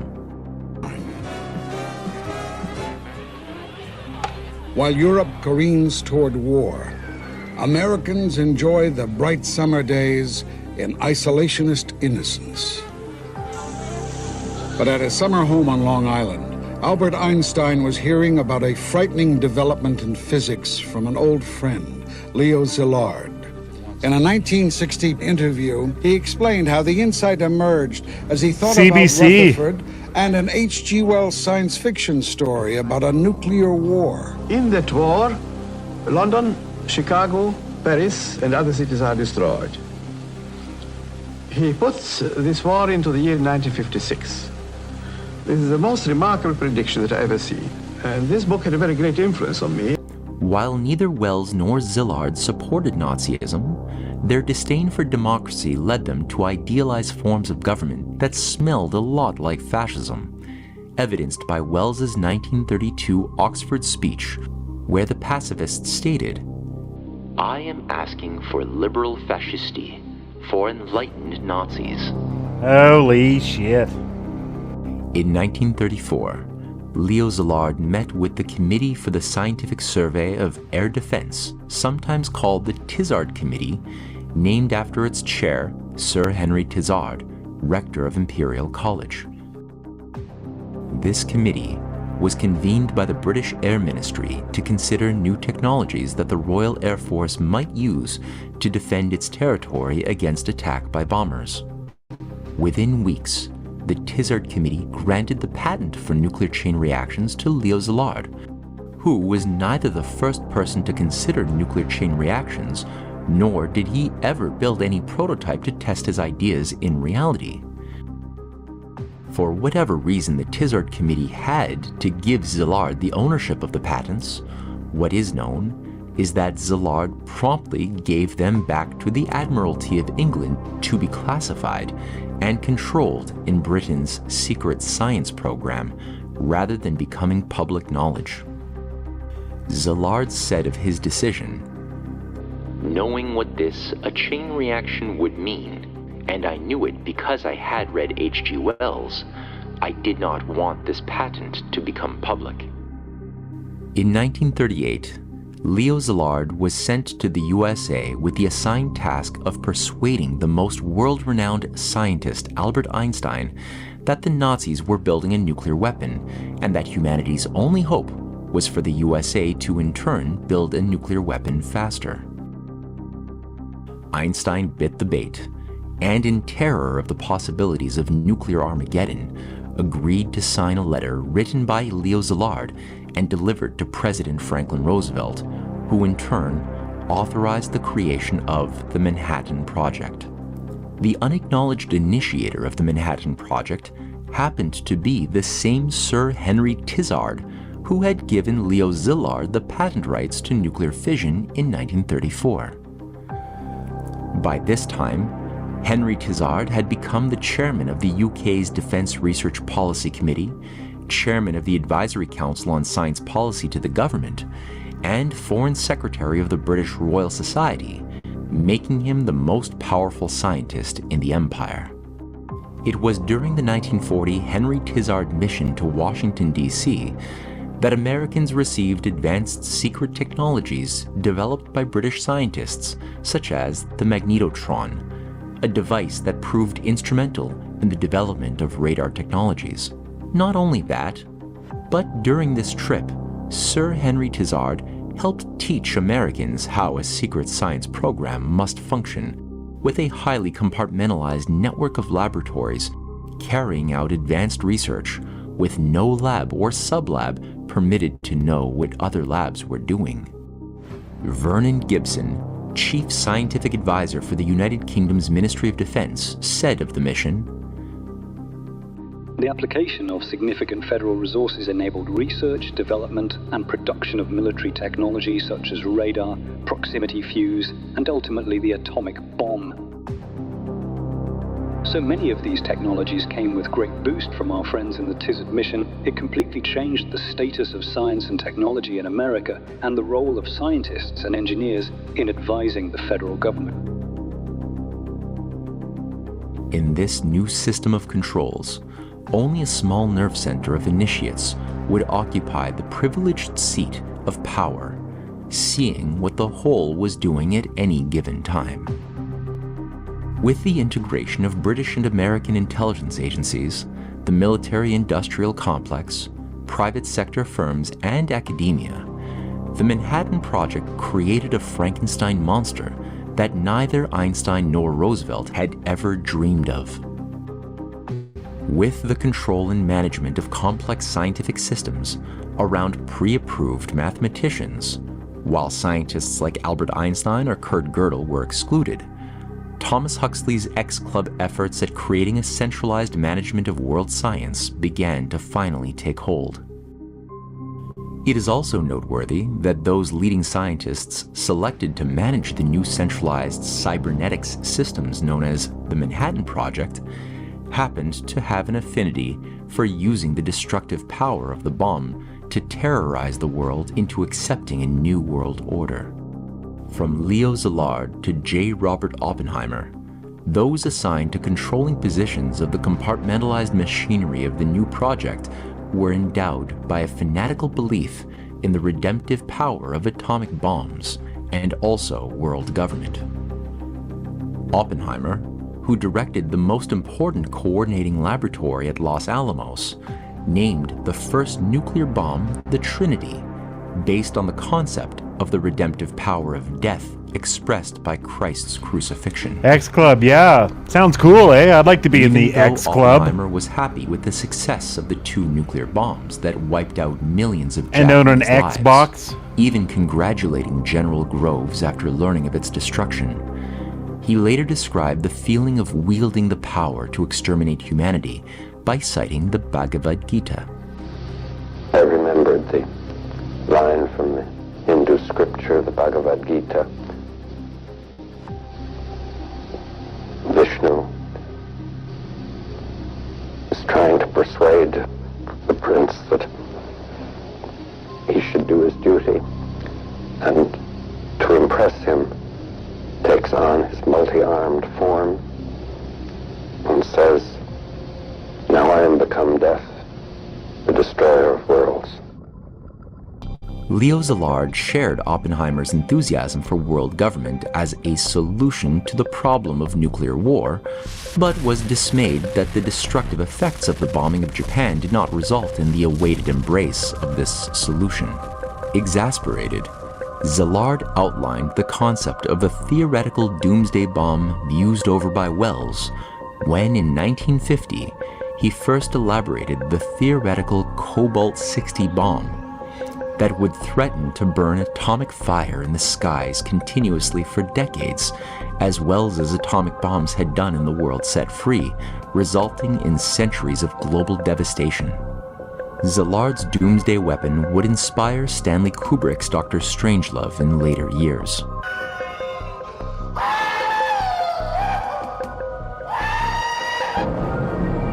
In H.G. Wells's 1938 book, The World Brain, the solution to global wars and destruction caused by new doomsday weapons was laid out in a new science of centralized control of all human systems.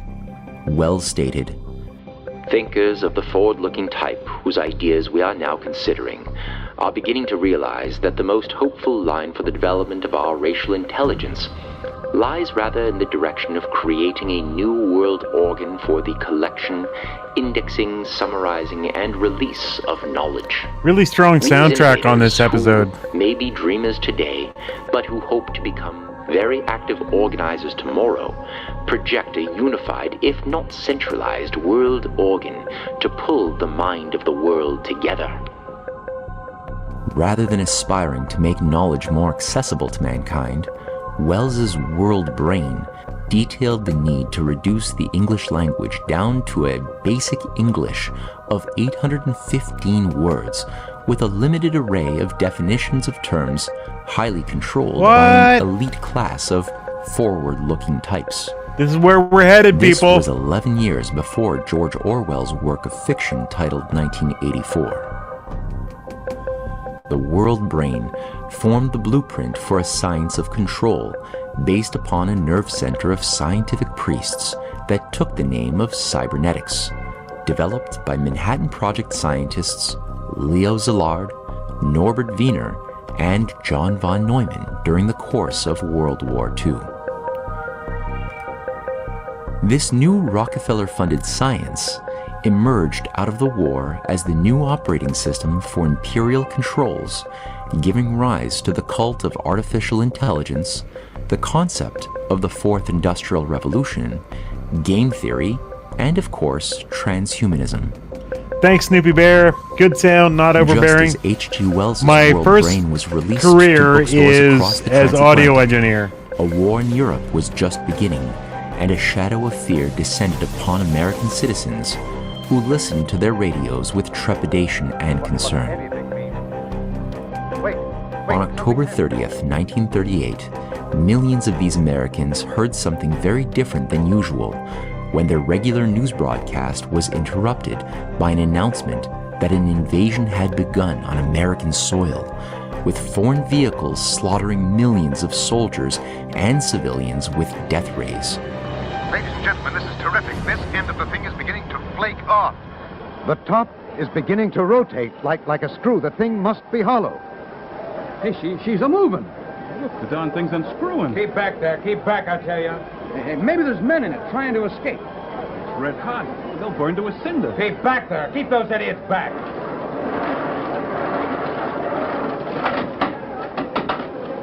She's off. The top's loose. Look out there. Stand back. Ladies and gentlemen, this is the most terrifying thing I have ever witnessed. Wait a minute. Someone's crawling out of the hollow top. Someone or something I can see peering out of that black hole, two luminous discs. Are they eyes? It might be a face. It might be... Good heavens, something's wriggling out of the shadow like a gray snake. Come on. It's not Sierra Reeds. Come on. Come on. Hey, you guys. Petrified Americans were bewildered and confused, and generally had no idea that they had been subjected to the first of many such social engineering experiments overseen by an agency known as the Princeton Radio Research Laboratory, funded by the Rockefeller Foundation. The intention of using alien threats from outer space as a catalyzing force to unify a frightened and superstitious population into accepting world government would play a decisive role in shaping the Cold War. Or we can move inevitably towards the day of our mutual assured destruction. Ooh, good subs off that last note. In the next episode, we will be introduced to the emergence of a new UFO religion after World War II, the growth of an international secret science program, and an occult priesthood of transhumanists who sought to advance an alchemical deconstruction and reconstruction of humanity under a revival of ancient mystery religions.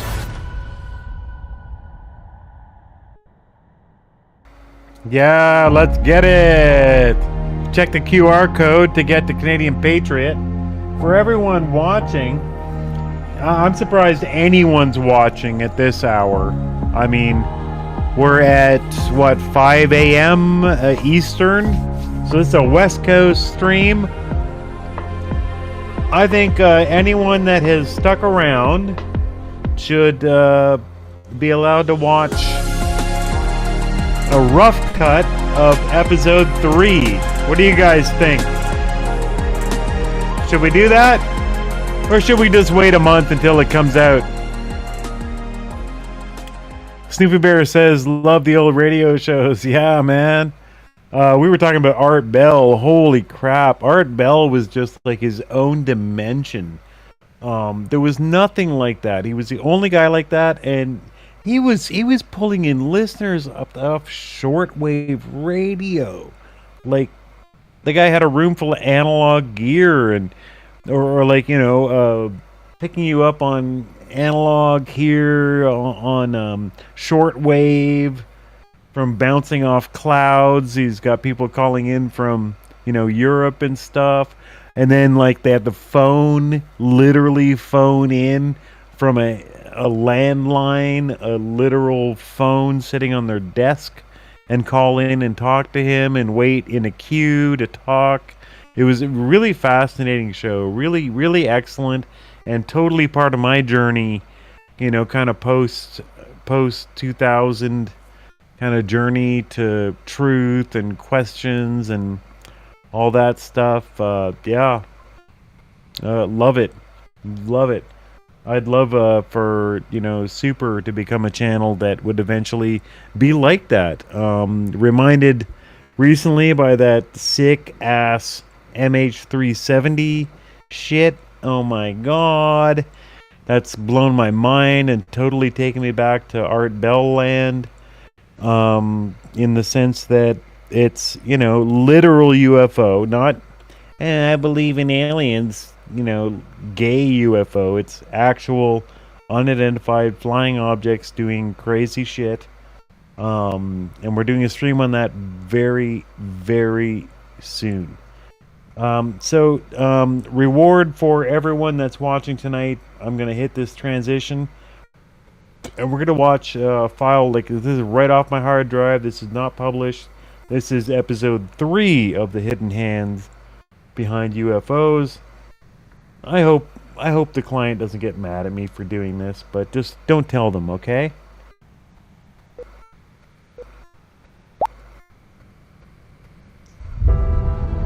Is it playing? Do we have sound? It says we have sound.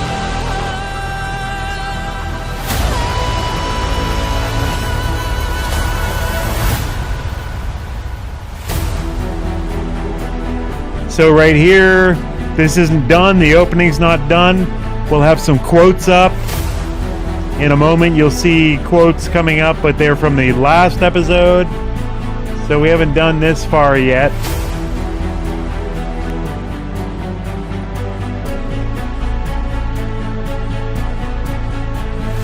Basically, the entire opening is the same as the last one. I'm going to expand this.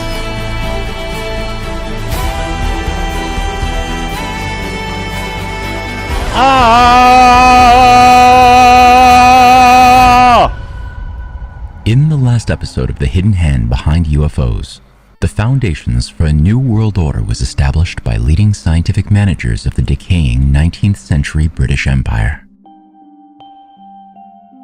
These leading social engineers recognized that in order to save their collapsing system of world empire, it was necessary to sabotage the emergence of cooperating independent nation-states then springing to life across the globe. To do this, a new, more sophisticated Snoopy says, when I get cash, I'll sub. Probably the first sub since my early gaming days. Oh, thanks, brother. As you don't have to. I'll put control over the realm of science. Oh, it's all weird extending laws of the jungle and survival of the fittest over the weakest onto the human domain. Huxley's protege, Herbert George Wells, went to work pioneering a new genre of entertainment dubbed science fiction. In this powerful new realm of warfare that acted upon the imagination of a vast target audience, so I'll put up a QR code. You can scan that, and you can for like, and most importantly, what is it, $4 a month? You can get this, get access to live streams that no one else can. This misuse of science fiction as a tool for mass manipulation get that new headset warfare first. would shape a new set of modern myths about humanity's origins and destiny. Throughout Wells's many fictional stories, evolutionarily superior alien races acting like new immortal gods threatening humanity would be a recurring theme. The idea of uniting humanity under a world government out of fear of alien forces from beyond has played out across countless films, books, and television shows during the 20th century. We literally make like $11 a year, so don't worry about it. But meanwhile, we'll take it. Wells's concepts of technology and government would also provide a blueprint for the creation of the atomic bomb, the Manhattan Project, and even post-war efforts at a world government under a renewed British Empire, trumpeted as a League of Nations. Disciples of Wells not only oversaw this new age of secret science projects, but additionally advanced Wells's vision for a new science of control outlined in non-fiction books such as The Open Conspiracy, The New World Order, and The World Brain. The practical application of these ideas took the form of the science of cybernetics developed during World War II and became the instrument of control by a small managerial elite in positions of bureaucratic influence across Western governments in the post-war age. It is here that our story will resume.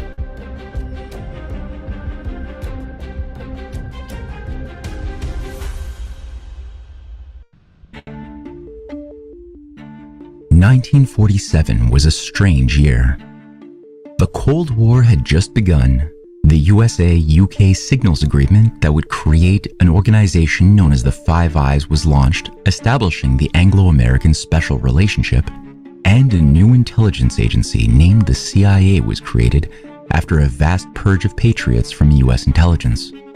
Additionally, hundreds of civilian and Air Force personnel began noticing something out of the ordinary in the skies above.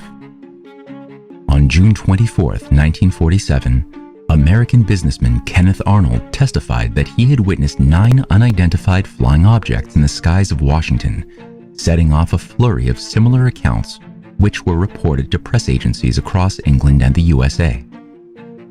By the end of the year, nearly 750 sightings of unidentified flying objects had occurred. The question was, why were these objects appearing now? And of all the nations on the Earth, why were they specifically appearing near military bases in the USA and England alone? Were they new human-made weapons? Was it Russian aircraft preparing to attack the West? Or was it something else? It didn't take long for government officials to launch inquiries into these sightings in the forms of Project Sign in 1947 and Project Grudge in 1948. Rather than address the nature of these sightings responsibly, the architects of both projects took a strange position which only served to inflame suspicion of extraterrestrial cover-up among the broad base of the population, as well as figures within the US military itself. These early government UFO commissions adopted the following strange modus operandi. First, attempt to explain away all sightings scientifically by stating that they were simply weather balloons, meteorites, swamp gas, or refracted light. When those explanations should fail, simply deny that any sightings had ever been made, while threatening government officials from speaking publicly of what they had seen with jail time, court-martial, or drastic fines. The protocols of Project Sign and Grudge were amplified by the much larger British government inquiry dubbed the 1950 Flying Saucer Working Party, overseen by Sir Henry Tizard, following the orders of Lord Louis Mountbatten. Lord Mountbatten was among the most powerful administrators of the British Empire, having been Supreme Allied Commander of Southeast Asia during World War II, First Sea Lord of the British Navy, and Governor-General and Viceroy of India, where he undermined the dream of Indian independence by carving up the nation into warring factions. Lord Mountbatten's devotion to the cause of world empire and the replacement of sovereign nation-states with a centralized world government under British control reflected the same cause as that outlined by H.G. Wells much earlier. From 1952 to 1961, Mountbatten advanced this agenda as NATO commander of the Allied forces of the Mediterranean and chairman of NATO's military committee, where he directly oversaw the growth of dozens of coups and assassinations of nationalist leaders resistant to the New World Order. It is with these facts in mind that it becomes interesting to note that Lord Mountbatten was among the earliest and highest profile promoters of UFOs, having advanced the story that a flying saucer had landed on his property in Romsey, Hampshire in 1955. Long before it was popular to speak publicly about ETs, Mountbatten mused about the arrival of aliens to Earth, saying, "If they really come over in a big way, that might settle the capitalist communist war. If the human race wishes to survive, they must band together." Mountbatten's words were an echo of British Foreign Secretary Anthony Eden's March 1947 statement. Sometimes I think the people of this distracted planet will never really get together until they find someone in Mars to get mad against. As we shall come to see, the idea of uniting humanity around a common threat driven by aliens from another world, as well as the nuclear bomb developed by Wells's followers, was a recurring theme throughout the Cold War.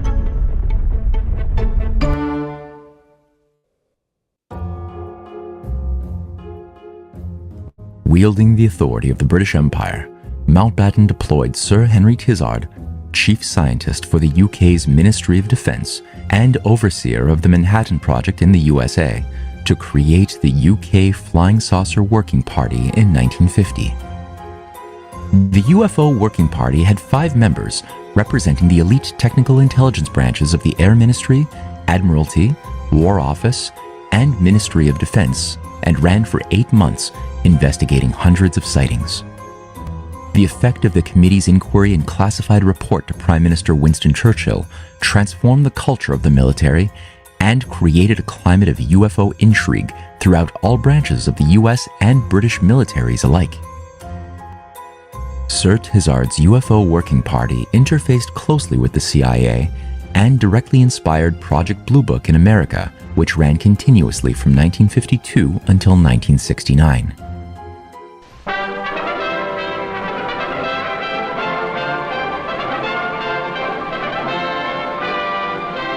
Across all of these government inquiries into UFOs, in no circumstances was any attention given to the possibility that human-made flying saucers were responsible for the sightings. For if this admission had been permitted by any of those Anglo-American commissions, then an uncomfortable fact would certainly have come to light. Namely, that the same secret science program that generated the atomic bomb had not only continued in secret after the war's end, but grew in scope and scale. Now you might be asking, what possible human origins for flying saucers could have been covered up during these early Cold War years? Let's explore that.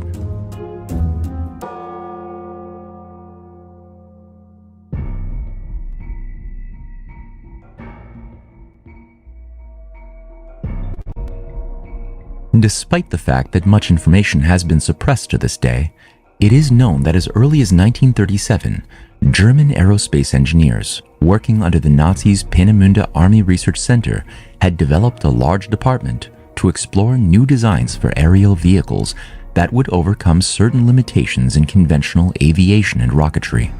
National Geographic, eat your heart out. Flying Yeah, discs we got less boobies several though. engineering challenges by Less creating African designs boobies. that would be very difficult to capture on radar, while also overcoming the drag caused by the motion of air sheets African moving boobies. across the wings of planes. In 1936, Professor Ludwig Prandtl at the Aerodynamic Research Facility of Göttingen University proposed the first solution to a problem known as the bounded layer effect, which had been preventing the development of supersonic flight. Prandtl did this by introducing circular wings, which provided a partial solution but didn't fully resolve the problem. In 1939, Professor Prandtl's designs were picked up by Dr. Alexander Lippisch, who designed a new form of suction technology which absorbed external air into the operation of the aircraft, which also involved Prandtl's circular wings. This design was dubbed J1253 and was tested at the Göttingen Wind Tunnel in 1941. Rocket scientists Rudolf Schreiber and Otto Habermohl officially called these designs the Flugschreiber, or flying discs.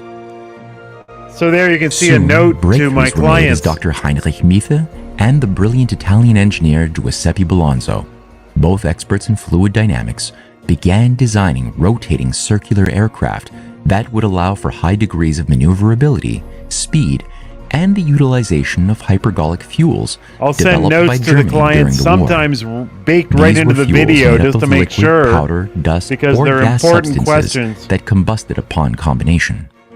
These early German flying saucer designs may have even provided the solution for overcoming the sound barrier without the typical sonic booms caused by conventional aircraft.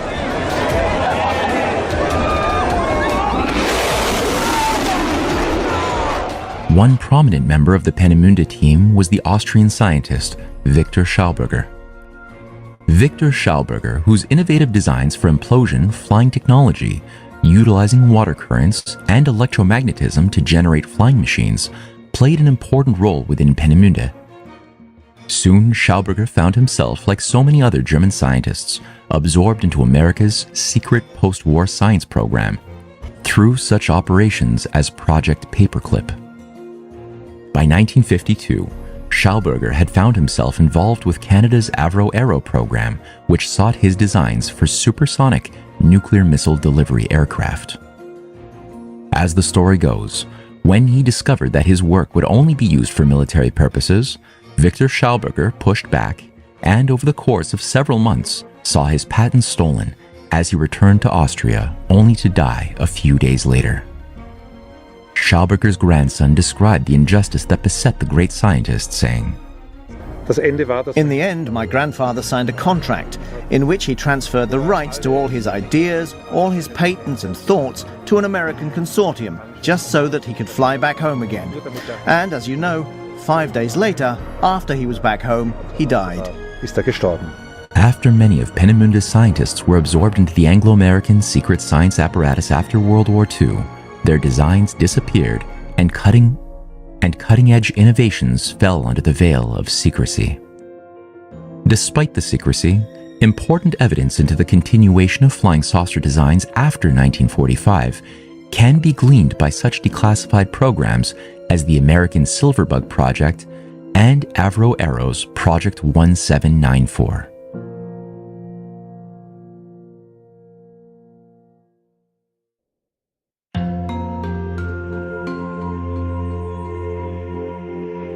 The fact was that those advanced technologies acquired as the spoils of war needed to be tested. And testing meant that both civilians living near air bases and even many unvetted military officials would foreseeably notice strange flying craft in the skies above. So, if preventing sightings was impossible, then of course the next best question was how to control the narrative explaining what those witnesses would be seeing. How could a story be spun that both satisfied the visual evidence of these unexplained aircraft, while also incubating the seeds for a new set of sacred stories that could shape humanity's deepest held beliefs about existence in the coming post-national age of world government? A clue to this answer could be gleaned by the words from CIA Director Walter Bedell Smith, who wrote to the director of the New Psychology Strategy Board of the CIA in 1952, saying, I am today transmitting to the National Security Council a proposal in which it is concluded that the problems associated with unidentified flying objects appear to have implications for psychological warfare as well as for intelligence and operations. I suggest that we discuss at an early board meeting the possible offensive and defensive utilization of these phenomena for psychological warfare purposes. Bedell Smith's words were echoed by the leaders of the new CIA-run UFO Investigation Commission, dubbed the Robertson Panel, overseen by a Manhattan Project quantum physicist named Howard P. Robertson. After World War II, Robertson had become a classified CIA employee in the Office of the Secretary of Defense and scientific advisor to NATO's Supreme Allied Commander of Europe, where he would have worked in close proximity to none other than Lord Louis Mountbatten. Following the lead from Sir Henry Tizard's UFO Working Party, the Robertson Panel officially recommended that the Air Force begin to train all personnel to report on UFO sightings. They hung a it also recommended that civilian UFO groups be monitored, because of their potentially great influence on mass thinking if widespread sightings should occur. Their apparent irresponsibility and the possible use of such groups for subversive purposes should be kept in mind. Here one wonders if the later role of former CIA Director Roscoe Hillenkoetter's role as director of the largest Cold War civilian UFO group dubbed the National Investigations Committee on Aerial Phenomena had more to do with CIA manipulation of the public and less to do with Hillenkoetter's devotion to UFO disclosure.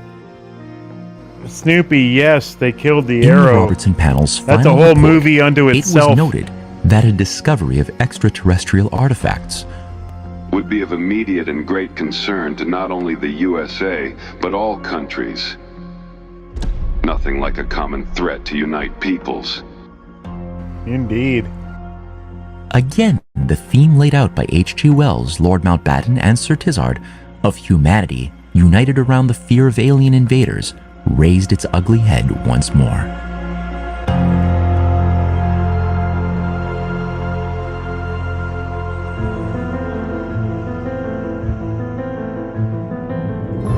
It was increasingly clear that the minds of the population had become the dominant battlefield where the Cold War would now be waged.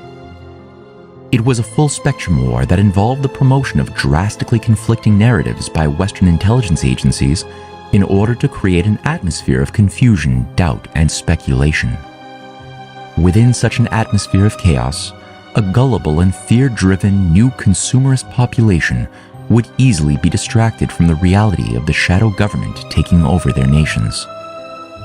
While Project Grudge, Project Sign, and Project Blue Book officially denied the existence of alien encounters, even threatening a $10,000 fine on military personnel reporting their sightings to the press, another simultaneous policy promoting ET narratives to the public began to occur. In an April 1952 edition of Henry Luce's Life magazine titled "Have We Visitors from Space?", an official message from the highest offices of the U.S. Air Force was delivered to a credulous American audience saying, "Disks, cylinders, and similar objects of geometrical form, luminous quality, and solid nature for several years have been, and may be now, actually present in the atmosphere of the Earth. These objects cannot be explained by present science as natural phenomena, but solely as artificial devices created and operated by a high intelligence. And finally, no power plant known or projected on Earth could account for the performance of these devices." One must wonder how the Air Force's policy of publicizing artificial devices operated by a high intelligence not made from this Earth could be publicly promoted on the one hand, while the same Air Force frantically suppressed all discussion of UFOs on the other. Could it be that these apparently contradictory narratives were simply two sides of one psychological warfare experiment carried out on the minds of Americans?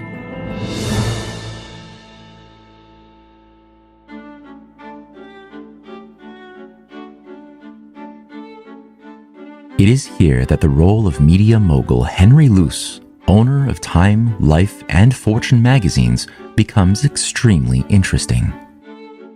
Henry Luce was not merely a self-professed fascist and sponsor of American fascism prior to the war, placing Benito Mussolini on his magazine covers extensively from 1923 until the fascist leader's death. But Luce was also closely allied to the Rockefeller Foundation. Working alongside the Rockefellers and using his own media outlets, Luce advanced a new imperial vision for an American empire, publishing The American Century in 1941. In this influential manifesto, Luce called for the USA to abandon its historical antagonism to global empire and instead embrace its destiny as the dominant hegemon of a new world empire. Luce was closely aligned with the same Rockefeller Foundation that had funded the War of the Worlds broadcast in 1938 and joined the elite 1956 Special Studies Project funded by the Rockefeller Brothers Fund alongside Lawrence Rockefeller, David Rockefeller, Nelson Rockefeller, and a young Henry Kissinger, writing in Prospects for America that it was and is the American task to take the lead in creating a new form of world order. Henry Luce was also an early propagandist for another branch of the Cold War secret science program dubbed MK Ultra. No actual comprehension of the hidden hand behind UFOs could be understood without an appreciation for MK Ultra and the rise of a new drug-laced spirituality.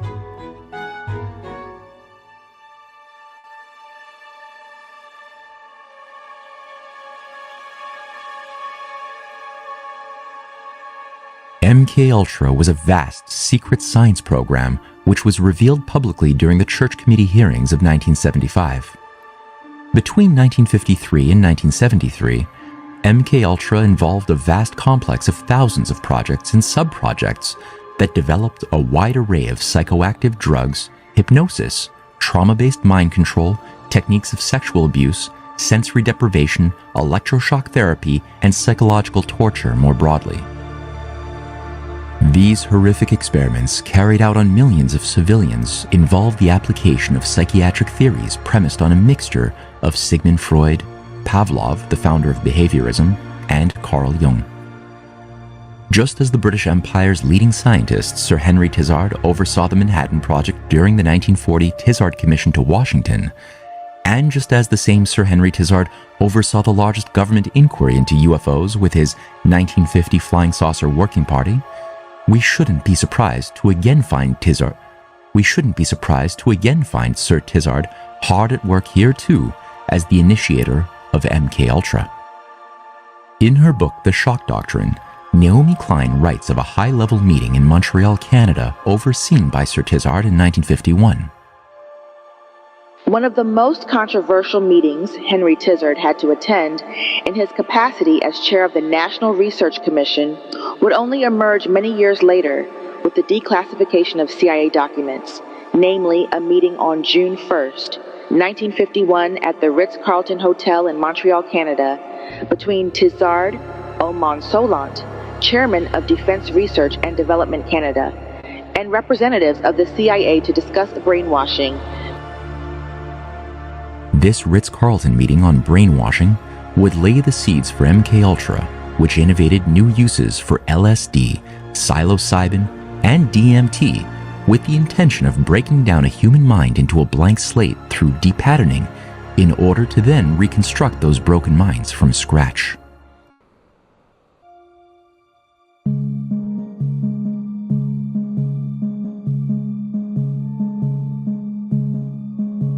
Although commonly believed to be simply a popular vice or recreational activity, the fact is that a wide assortment of hallucinogenic drugs have been used since ancient times as part of initiation ceremonies into various pagan mystery religions, such as the rites of Eleusis.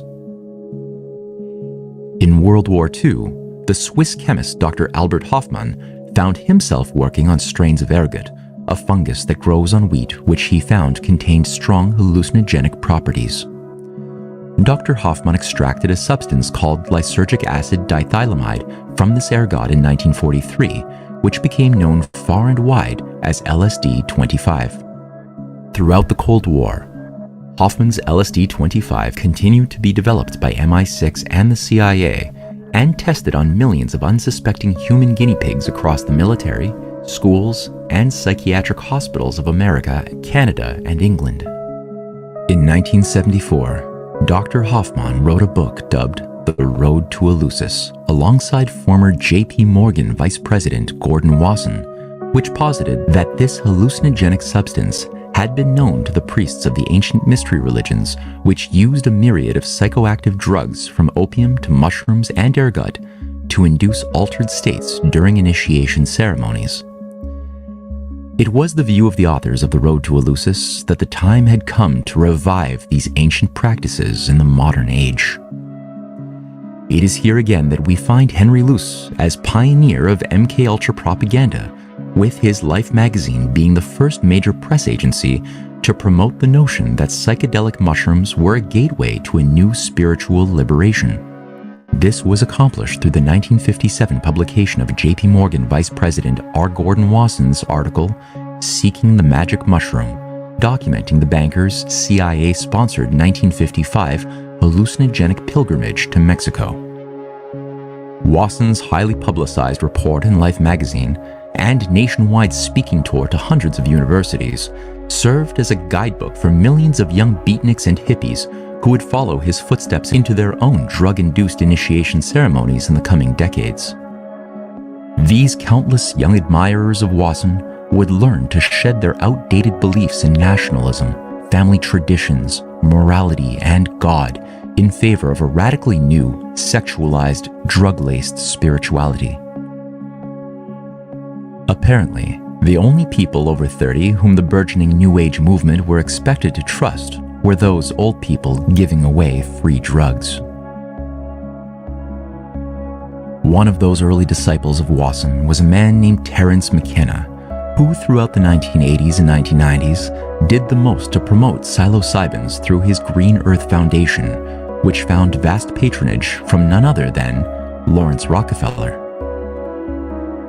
McKenna distinguished himself by not only promoting psilocybins, but also added his own thesis that benevolent aliens communicate to humanity via these mind drugs. Apparently, getting high was all that humanity's elites need to do in order to communicate with advanced ETs in other dimensions, who have been kind enough to give us those technologies needed to build pyramids, Taj Mahals, or even modern science itself. The unification of extraterrestrial communication and psychoactive drugs became a normal component of the New Age cosmology and played a role in Lawrence Rockefeller's creation of the Disclosure Project in 1992, employing a former military physician named Stephen Greer as its spokesman. Over the coming years, the Disclosure Project served as an umbrella organization tying together hundreds of UFO truth groups under a unified control. Greer is a total pedo. Winning the support of key figures within the new He's Clinton running a White sex House, cult, including guaranteed. both Bill and Hillary Clinton, as well as John Podesta. It was while following Lawrence Rockefeller's initiative that Bill Clinton released thousands of classified UFO documents to the public in 1993, and it was also during this time that Hillary began visiting Lawrence's New Jersey ranch. John Podesta made his UFO coming out party widely known in 2002 and has continued to devote himself to UFO disclosure for the next 22 years. What names were on Art Bell, The Snoopy? irony that a J.P. Morgan vice president, a Rockefeller family patriarch, and a fascist media mogul would become patrons of the counterculture was lost on many. Podesta, Rockefeller? It is also worth noting that Henry Luce was not just a promoter of magic mushrooms and aliens, but was also an avid consumer of LSD-25 and did more than anyone alive to popularize this drug as well. Luce's biographer, Stephen Siff, wrote of the mogul's embrace of LSD.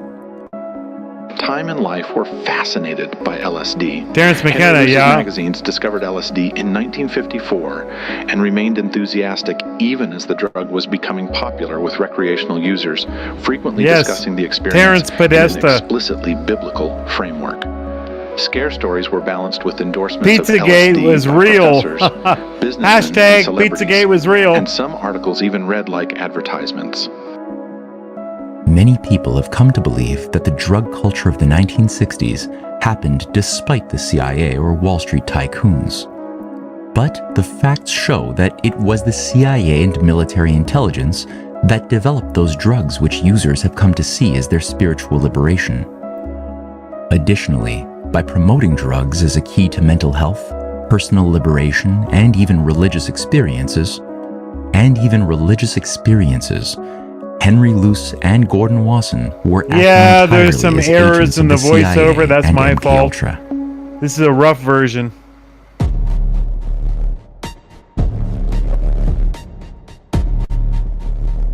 Hillary was on mushrooms, MK Ultra yes. itself was overseen by CIA Director explains Allen a lot. Dulles, as well as the American chemist and spy master Sidney Gottlieb, who both managed a vast array of experiments across North America.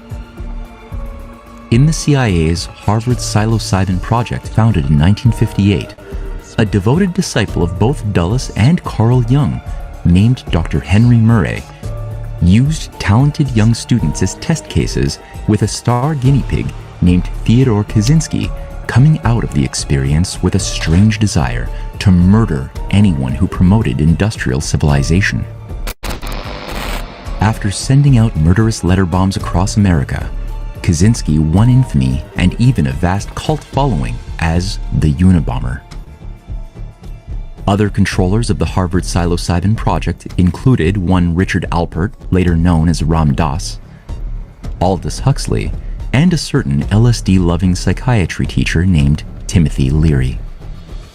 All three individuals soon joined Gordon Wasson, Albert Hofmann, and Henry Luce as gurus of the newly forming counterculture, where they pioneered a New Age movement based on an embrace of ancient pagan mysticism, sex, drugs, and rock and roll. In 1961, Aldous Huxley described the importance of these new CIA brain drugs to Timothy Leary.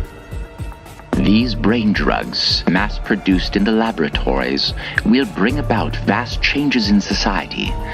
This will happen with or without you or me. All we can do is spread the word. The obstacle to this evolution, Timothy, is the Bible. Leary then reflected on the obstacles they encountered as they sought to flesh out their vision of a new enlightened world religion. We had run up against the Judeo-Christian commitment to one God, one religion, one reality that has cursed Europe for centuries and America since our founding days. Drugs that open the mind to multiple realities inevitably lead to a polytheistic view of the universe. We sensed that the time for a new humanist religion based on intelligence, good-natured pluralism, and scientific paganism had arrived. America's secret science program proved terribly effective as an entire generation watched their world go dark as the United States, once a beacon of freedom, now embarked on a new age of militarism abroad, consumerism at home, and CIA assassination programs everywhere. With this conversion of the Republic into a corrupt expansionist empire, the stage was set for a new reactionary youth movement ready to embrace a new religion based on drugs, sex, and alien gods.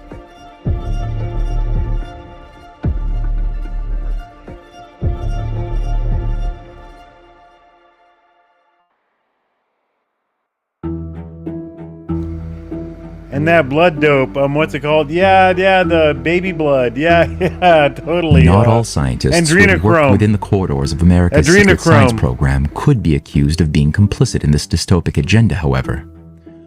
One example is found in the figure of Manhattan Project chemist Dr. Leon Davidson, who soon became a leading expert on unidentified flying objects. Unlike other self-proclaimed UFO experts of his day, Dr. Davidson was not politically naive and diligently exposed the hand of Alan Dulles behind the grooming of a new belief in aliens. Dr. Davidson also took astute notice of the important role in this affair played by Alan Dulles' fellow OSS agent and mentor, Carl Jung. Davidson was among the very few truth seekers who recognized that Carl Jung's 1954 book, Flying Saucers, A Modern Myth of Things Seen in the Sky, was nothing short of a manual for social engineering and mass hypnosis in shaping a new religious order. Davidson wrote, "It became clear to me early in the 1950s that the CIA, specifically Alan Dulles, had used legitimate civilian observations of flying saucers events as a tool in the Cold War. Dulles wanted Russia to waste effort on defenses against objects having the extreme capabilities implied by the public saucer stories. Dulles also adopted a concept from his old friend Carl Jung and co-opted the myth that benign aliens have visited Earth for millennia. He used magicians' illusions, tricks, and showmanship to blend in sightings, landings, and contacts with the legitimate military test sightings. Later, Dulles found the saucer believers and their clubs an ideal propaganda vehicle.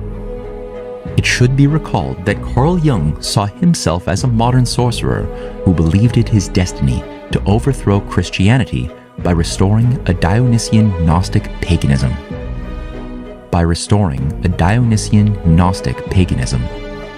This aim was made explicit by Jung, who wrote of this new pagan revival in a 1912 letter to Sigmund Freud. "I think we must give it time to infiltrate into people from many centers, to revivify among intellectuals a feeling for symbol and myth, ever so gently to transform Christ back into the soothsaying God of the vine, which he was, and in this way absorb those ecstatic instinctual forces of Christianity for the one purpose of making the cult and the sacred myths what they once were, a drunken feast of joy where man regained the ethos and holiness of an animal. Despite being hailed as a great psychologist to this day, the fact is that Jung was nothing that voice. short Yes, of a this sun-worshipping is occultist, an actual obsessed friend with and providing colleague the ancient mystery cults of the outlined client. by Wasson and Hoffman in Actual The Road to Swiss Eleusis. German. They asked him to record the voice because the AI voices we were using weren't good. Jung had also believed that he was himself an initiate, having come into contact with several demonic entities over the years. Total Schwab, with names yeah. such as Philemon We have and infiltrated. Abraxas. Jung believed that the high initiate of secret mysteries would become liberated of all dualisms of right and wrong imposed on us by culture, as light and darkness and goodness and evil were integrated within ourselves. Through this exercise, which of course involved the use of mind-altering drugs, the initiate would become essentially God. Jung describes his own awakening to his deification in a 1925 lecture. You're down with the Swiss, Snoopy? Awe surrounds the mysteries, particularly the mysteries of deification. This was one of the most important of the mysteries. It's it gave certainty, mildly important if you're super anal, because Carl Jung was Swiss, not German. Such an initiation. The important part of that led up to the deification was the snake's encoiling of me. The animal face which I felt mine transformed into was the famous Deus Leontocephalus of the Mitraic mysteries, the figure which is represented with a snake coiled around a man, the snake's head resting on the man's head, and the face of the man. Yeah, I'm German-Scottish. This statue so has only been found in the I took over the world, except I'm too busy getting drunk. Mitraeum, the last remnants of the catacombs. Jung's account of his deification hinged on the ancient Persian solar deity Mithra, which had been imported into Rome under the leadership of Rome's general Pompey in 60 BC. The cult of Mithra became the most important religion, rivaling the early Christian movement during the first 4 centuries after the death of Jesus. The male-only mystery religion was a favorite among Rome's Praetorian Guards and elite legion, and operated in close proximity to the Earth Mother cult of Cybele and Isis, whose temples were typically located in close proximity to Mithraic enclaves. All 3 cults practiced the rites of Eleusis. The Mithraic cult worshipped exclusively in underground caverns called Mithraeum, of which over 400 have been discovered across Europe and North Africa to this day. Jung wrote in Flying Saucers, A Modern Myth, UFOs have already led to the formation of irregular legend. Quite apart from the thousands of newspaper reports and articles, there is no whole literature on the subject. One thing is certain, they have become a living myth. We have here a golden opportunity of seeing how a legend is formed and how in a difficult and dark time for humanity a miraculous tale grows up of an attempted intervention by extraterrestrial heavenly powers. And this at the very time when human fantasy is seriously considering the possibility of space travel and of visiting or even invading other planets. Jung then turns his analysis of ETs inside out by casting it as a new global mythology that will usher in a post-Christian age of Aquarius. He also asserted that these ETs represented a mass archetypal projection of ourselves onto the schizophrenic gods which each higher initiate of the ancient mysteries deified themselves into becoming. Jung writes, The UFOs could easily be conceived as gods. They are impressive manifestations of totality whose simple, round form portrays the archetype of the self, which, as we know from experience, plays the chief role in uniting apparently irreconcilable opposites, and is therefore best suited to compensate the split-mindedness of our age. It has a particularly important role to play among the other archetypes, in that it is primarily the regulator and orderer of chaotic states, giving the personality the highest possible unity and wholeness. It creates the image of the divine human personality, the primordial man or anthropos, Chen Yen, an Elijah who calls down fire from heaven, rises up to heaven in a fiery chariot, and is a forerunner of the Messiah, the dogmatized figure of Christ, as well as of Kidl, the verdant one, who is another parallel to Elijah. Like him, he wanders over the earth as a human personification of It's like all anti-Christians, they're obsessed with Christianity. At this point, it is important to re-emphasize that Jung was not merely a psychiatrist with a fetish for UFOs and ancient paganism, but was also a Swiss-based OSS agent during World War II, where he began a long-term relationship with Alan Dulles, advising him on matters of psychological warfare.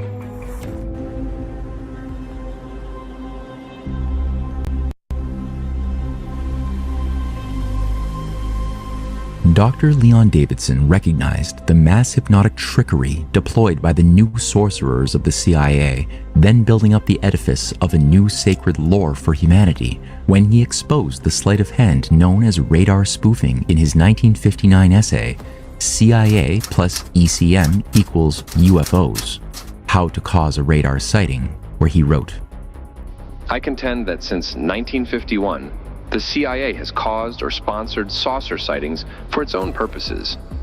By shrewd psychological manipulation, a series of normal events has been served up so as to appear as quite convincing evidence of extraterrestrial UFOs. Dr. Davidson cited a March 1957 edition of Aviation Research and Development, which read, a new radar moving target simulator system, which generates a display of up to 6 individual targets on any standard radar indicator, has been developed to train radar operators and for in-flight testing of airborne Snoopy, naivete, yeah, or arrogance. Paths and velocities can hard to tell apart sometimes. Paths. Speeds up to 10,000 knots, about 11,500 miles per hour, are easily generated. The target can be made to turn left or right. For each target, there is adjustment to provide a realistic scope presentation.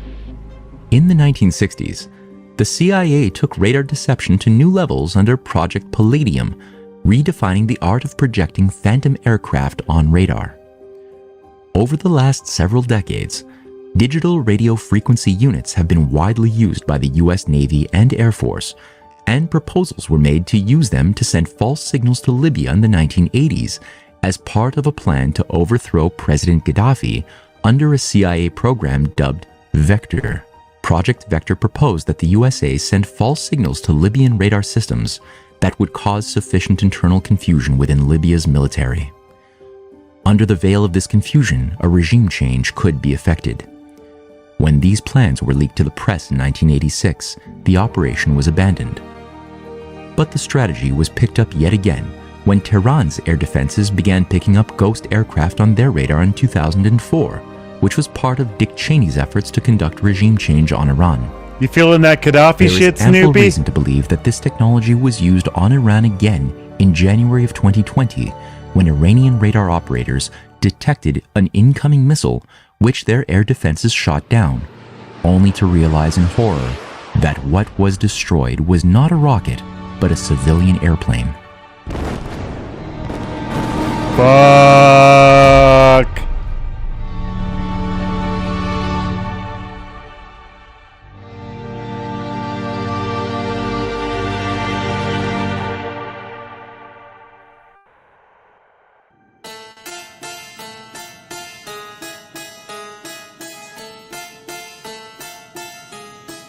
As we evaluate the disturbing facts of this story, it is important to hold in mind that it was CIA Deputy Director Charles Cabell who had initiated Project Blue Book, which ran UFO investigations from 1952 until 1969. Evil, no shit, right? It was Dulles' close colleague anything Richard both Bissell, sides can agree who on. headed the CIA's Dick Office Cheney's of Policy evil. Coordination, And he just known as the endorsed Psychological Kamala Warfare Harris. Division of the CIA. While running psychological warfare and targeted assassinations of nationalist leaders around the globe, Richard Bissell founded and managed one of the most sensitive experimental aircraft testing facilities, dubbed Area 51. From its earliest days in 1955, experimental aircraft like the U-2 rocket, early drones, and even flying saucer technology were tested in the Mojave Desert under the veil of Cold War secrecy. Area 51 was one of dozens of military above top-secret facilities overseen by the CIA and Air Force throughout the USA. Other prominent sites included the Walker Air Force Base in Roswell, New Mexico, Wright-Patterson Air Force Base in Dayton, Ohio, Plant 42 in Palmdale, and the Dulce Air Force Base in New Mexico. Sad but accepted. The thick veil of secrecy over Area 51, which you was know only it's officially sad admitted but to exist by the CIA true. in 2013, created a climate ripe for speculation and disinformation narratives. Let's see them aliens. A lot of folks are taking the internet-fueled idea of storming Area 51, where conspiracy theorists think the government has aliens on ice. The simultaneous role of Richard Bissell, Alan Dulles, and Charles Cabell as pioneers of the new UFO sacred lore, and the CIA's directing role of America's drug culture should not be seen as disconnected from their role overseeing the transformation of the USA from a national republic into a global hegemon, imposing its power via paramilitary coups, financial warfare, and assassinations. And it is also no coincidence that all three men would be fired by President John F. Kennedy, who held a very different conception of America's role in the world than the dystopic nightmare advanced by the CIA and MI6.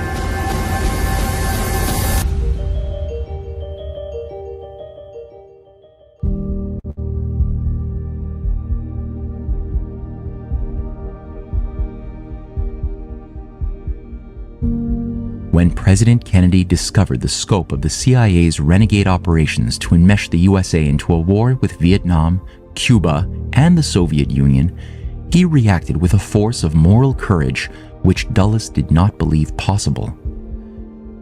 At the end of 1961, John F. Kennedy carried out a major purge of the CIA's top brass, including CIA Director Alan Dulles, Deputy Director Charles Cabell, and CIA Director of Plans Richard Bissell, stating that he would splinter the CIA into 1,000 pieces and scatter it into the winds.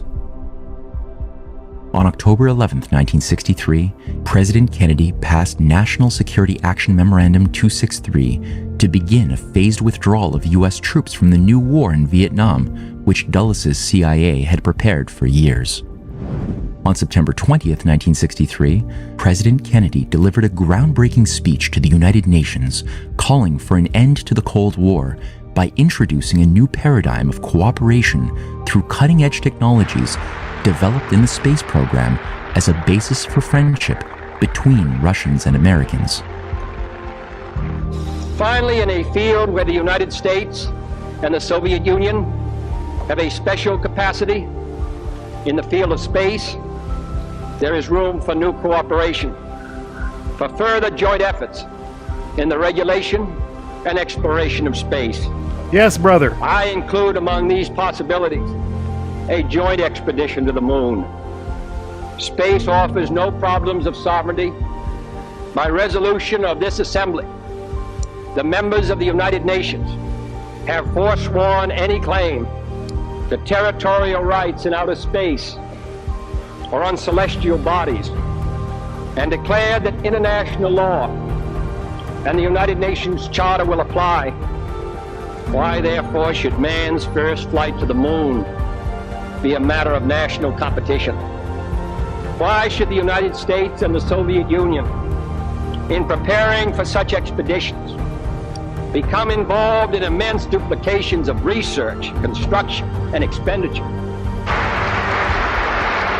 Kennedy understood that unless a positive mission based on creative discoveries and win-win cooperation could be accepted by the Russians and Americans alike, then it was only a matter of time before imperial thinking would lead the world inexorably towards thermonuclear annihilation.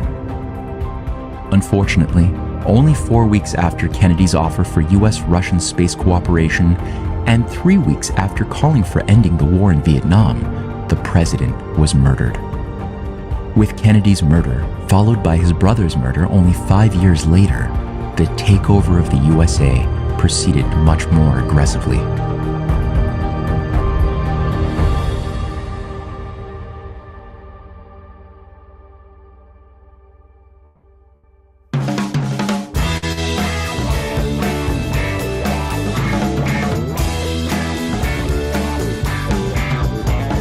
The cauldron of Vietnam lit Southeast Asia ablaze with the blood of millions of civilians and young American men for the coming decade. The war in Vietnam also incubated a new so breed sad. of Satanists I can't would even soon look become at a vanguard inside of the John US Kennedy military, Jr. saluting with his figures dad. such as Like Edward it makes me Lansdale, cry the every time I Temple of Set's need to Colonel edit Michael it. Aquino, God. and ufologist Colonel John Alexander. Oh, we're getting into the overseeing minute stare the overhaul goats of the now. US military. This revolution in military affairs was led by the Rockefeller-directed Trilateral Commission and implemented by Major General Albert Stubblebine, head of U.S. Army Intelligence and Security Command under Ronald Reagan. I think that's This the guy new that ran breed into of the military wall. Satanist worked closely with General Stubblebine to bring MKUltra into the official corridors of U.S. military decision-making. Under their patronage, New Age spoonbenders emerged onto the scene. These were new military trainees who were taught that they could be modern Mithraic super soldiers or new Jedi Templar Knights. These soldiers were taught to astral project, destroy the hearts of their enemies with mind power, and run through walls with the help of drugs and hypnotism. Some of the official names for these new military training programs begun in 1978 were the 1st Earth Battalion, the Goat Lab, and the Jedi Warriors.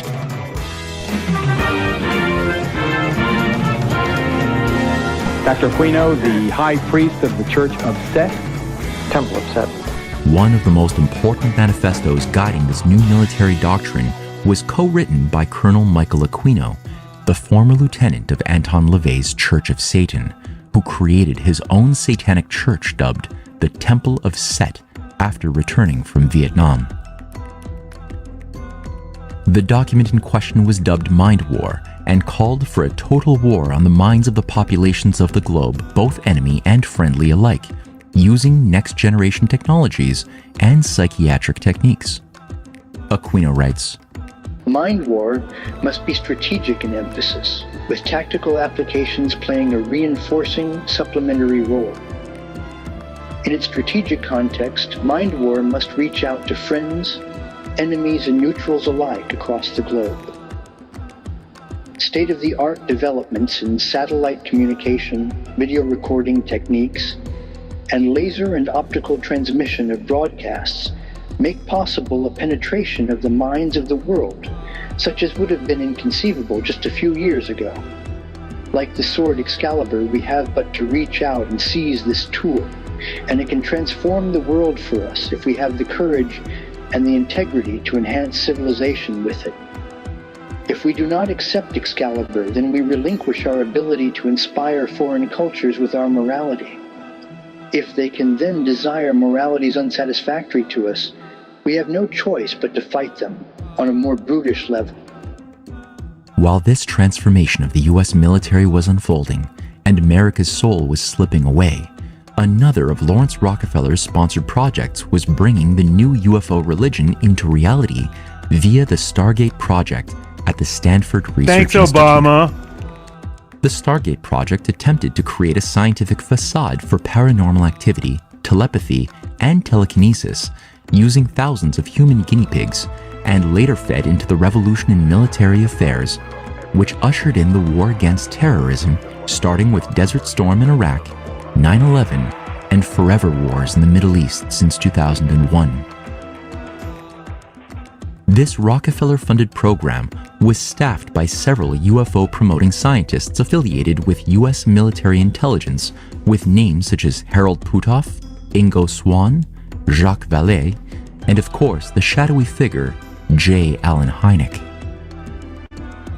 J. Allen Hynek had been a controlling figure from the earliest days of the Cold War, serving as the lead scientist on Project Grudge, Project Sign, and Project Blue Book. He had also consulted Steven Spielberg on the film E.T. and created the codification system for Close Encounters, including Close Encounters of the Third Kind, even being given a role within Spielberg's movie of the same name.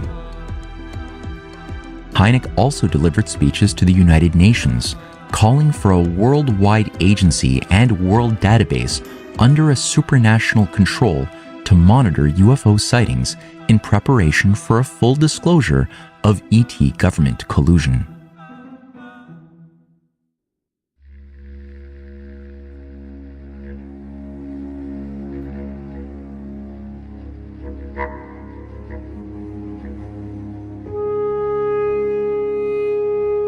It should be noted that until 1966, J. Allen Hynek played the role of anti-UFO rationalist, advancing the most absurd scientific theories to explain away thousands of UFO observations made by civilians.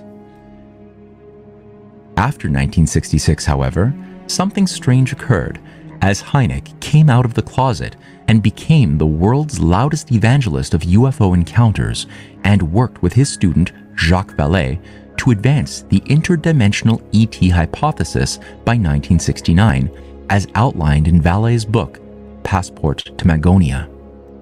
This 1969 book popularized the notion that ETs were in fact interdimensional travelers shaping humanity's evolution, taking the form at times of demons, angels, poltergeists, and even found themselves recounted through folktales of elves and fairies.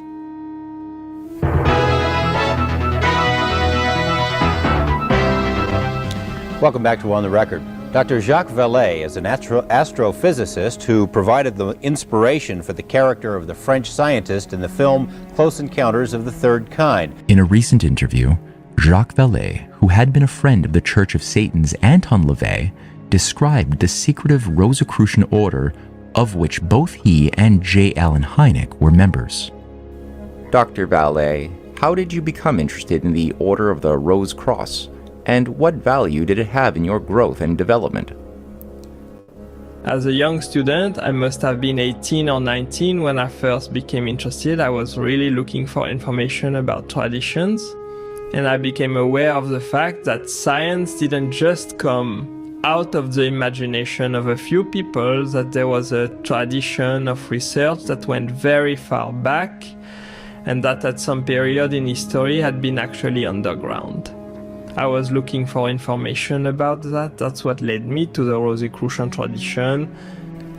I was surprised also to learn later on that Dr. Hynek was also a member for a number of years. Yes, I think I relate in my diary the time when we came to discussing this, and I was delighted to learn that he had, for many years, gotten information from the tradition as well. Those organizations were very sincere and gave us a start. The mystery cult known as Rosicrucians originated in the early 15th century as a Gnostic sect of sorcerers who based their secret teachings on a mixture of ancient mystery cults, sex magic, Hermeticism, alchemy, and Kabbalism. When the Templar Order was discovered to be practicing black magic and worshipping the androgynous demon Baphomet, the Mithraic sect of crusading mystic warriors was wiped out in the early 14th century. After this crushing defeat, the Rosicrucians became the new conduit for this anti-Christian sect devoted to creating a new order and a new type of humanity under a revived network of pagan deities overseen by necromancers and high priests.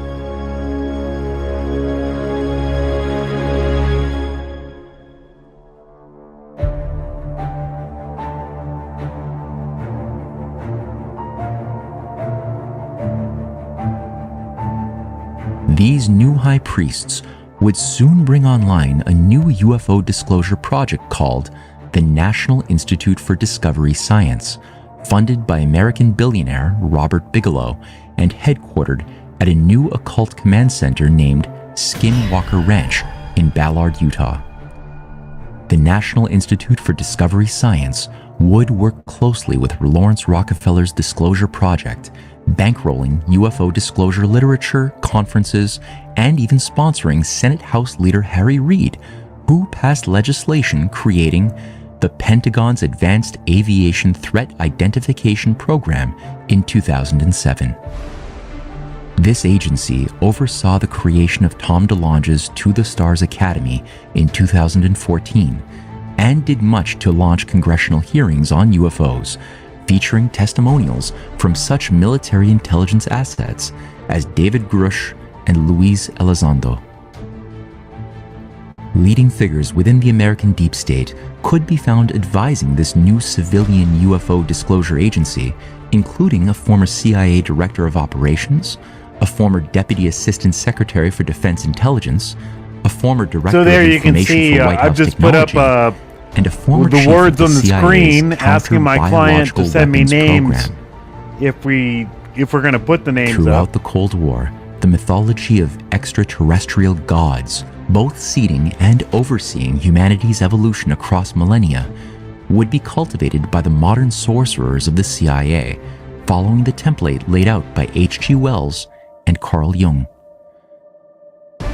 The objective was never about aliens, UFOs, or disclosure, but was always about the creation of a new world religion whose polytheistic deities and drug-laced rites of initiation would be overseen by a new class of technocratic priests, which came to be called social engineers or transhumanists.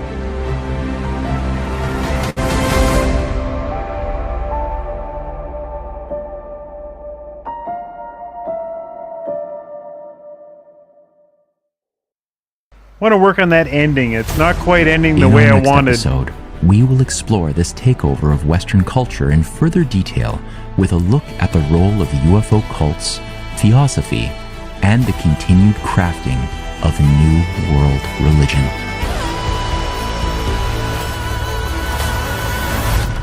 That's going to be so cool. The footage that I found, there are these entire religious cults that think that UFOs are coming to save them, and that's going to be a big focus on the next episode. I can't wait. Bunch of weirdos.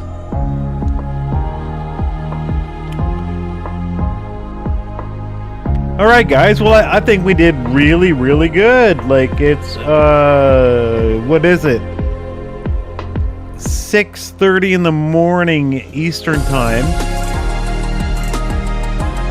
And we broadcasted. Thank you, Snoopy. Appreciate it. So head off to CanadianPatriot.org and just watch those videos. The UFO thing is, this is one side thing that they wanted to cover. We go into geopolitics in a way that is mind-blowing. I was one kind of person when I met Matthew Ehret and Cynthia Chung politically, and then I was another kind of person politically after I met them. They disabused me of so many notions that I realized I was holding dear, just out of kind of like basic stupidity and believing the internet. There's a lot more going on, and the deep historical context is the way to do this. I'm going to thank all of you guys for sticking with us, and we got to call it here. I mean, it's just, at this point, it's getting stupid. We just watched 3 movies. Congratulations all, and anyone that finds this, sees this, please share it. On screen is a QR code to join our locals for a stupid, I can't remember what it said it at. I think it's like $4 Canadian a month, and you can get early access to videos. Like how tonight we just watched a rough cut. I'll put that up for you guys on locals.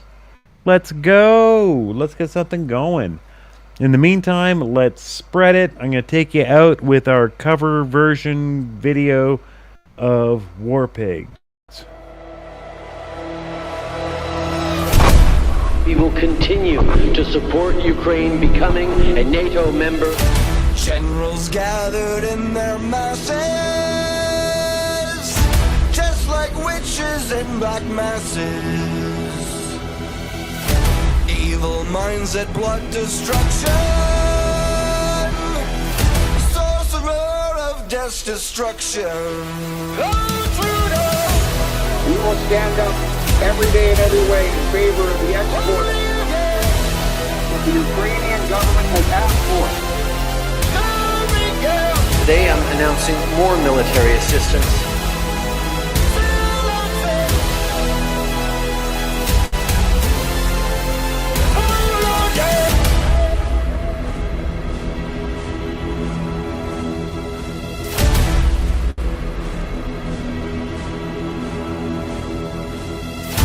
No more war pigs have the power.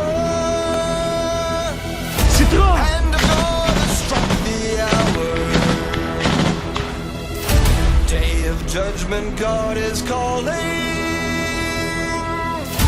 On the knees, the war pigs crawling, begging mercy for their sins. Satan laughing spreads his wings.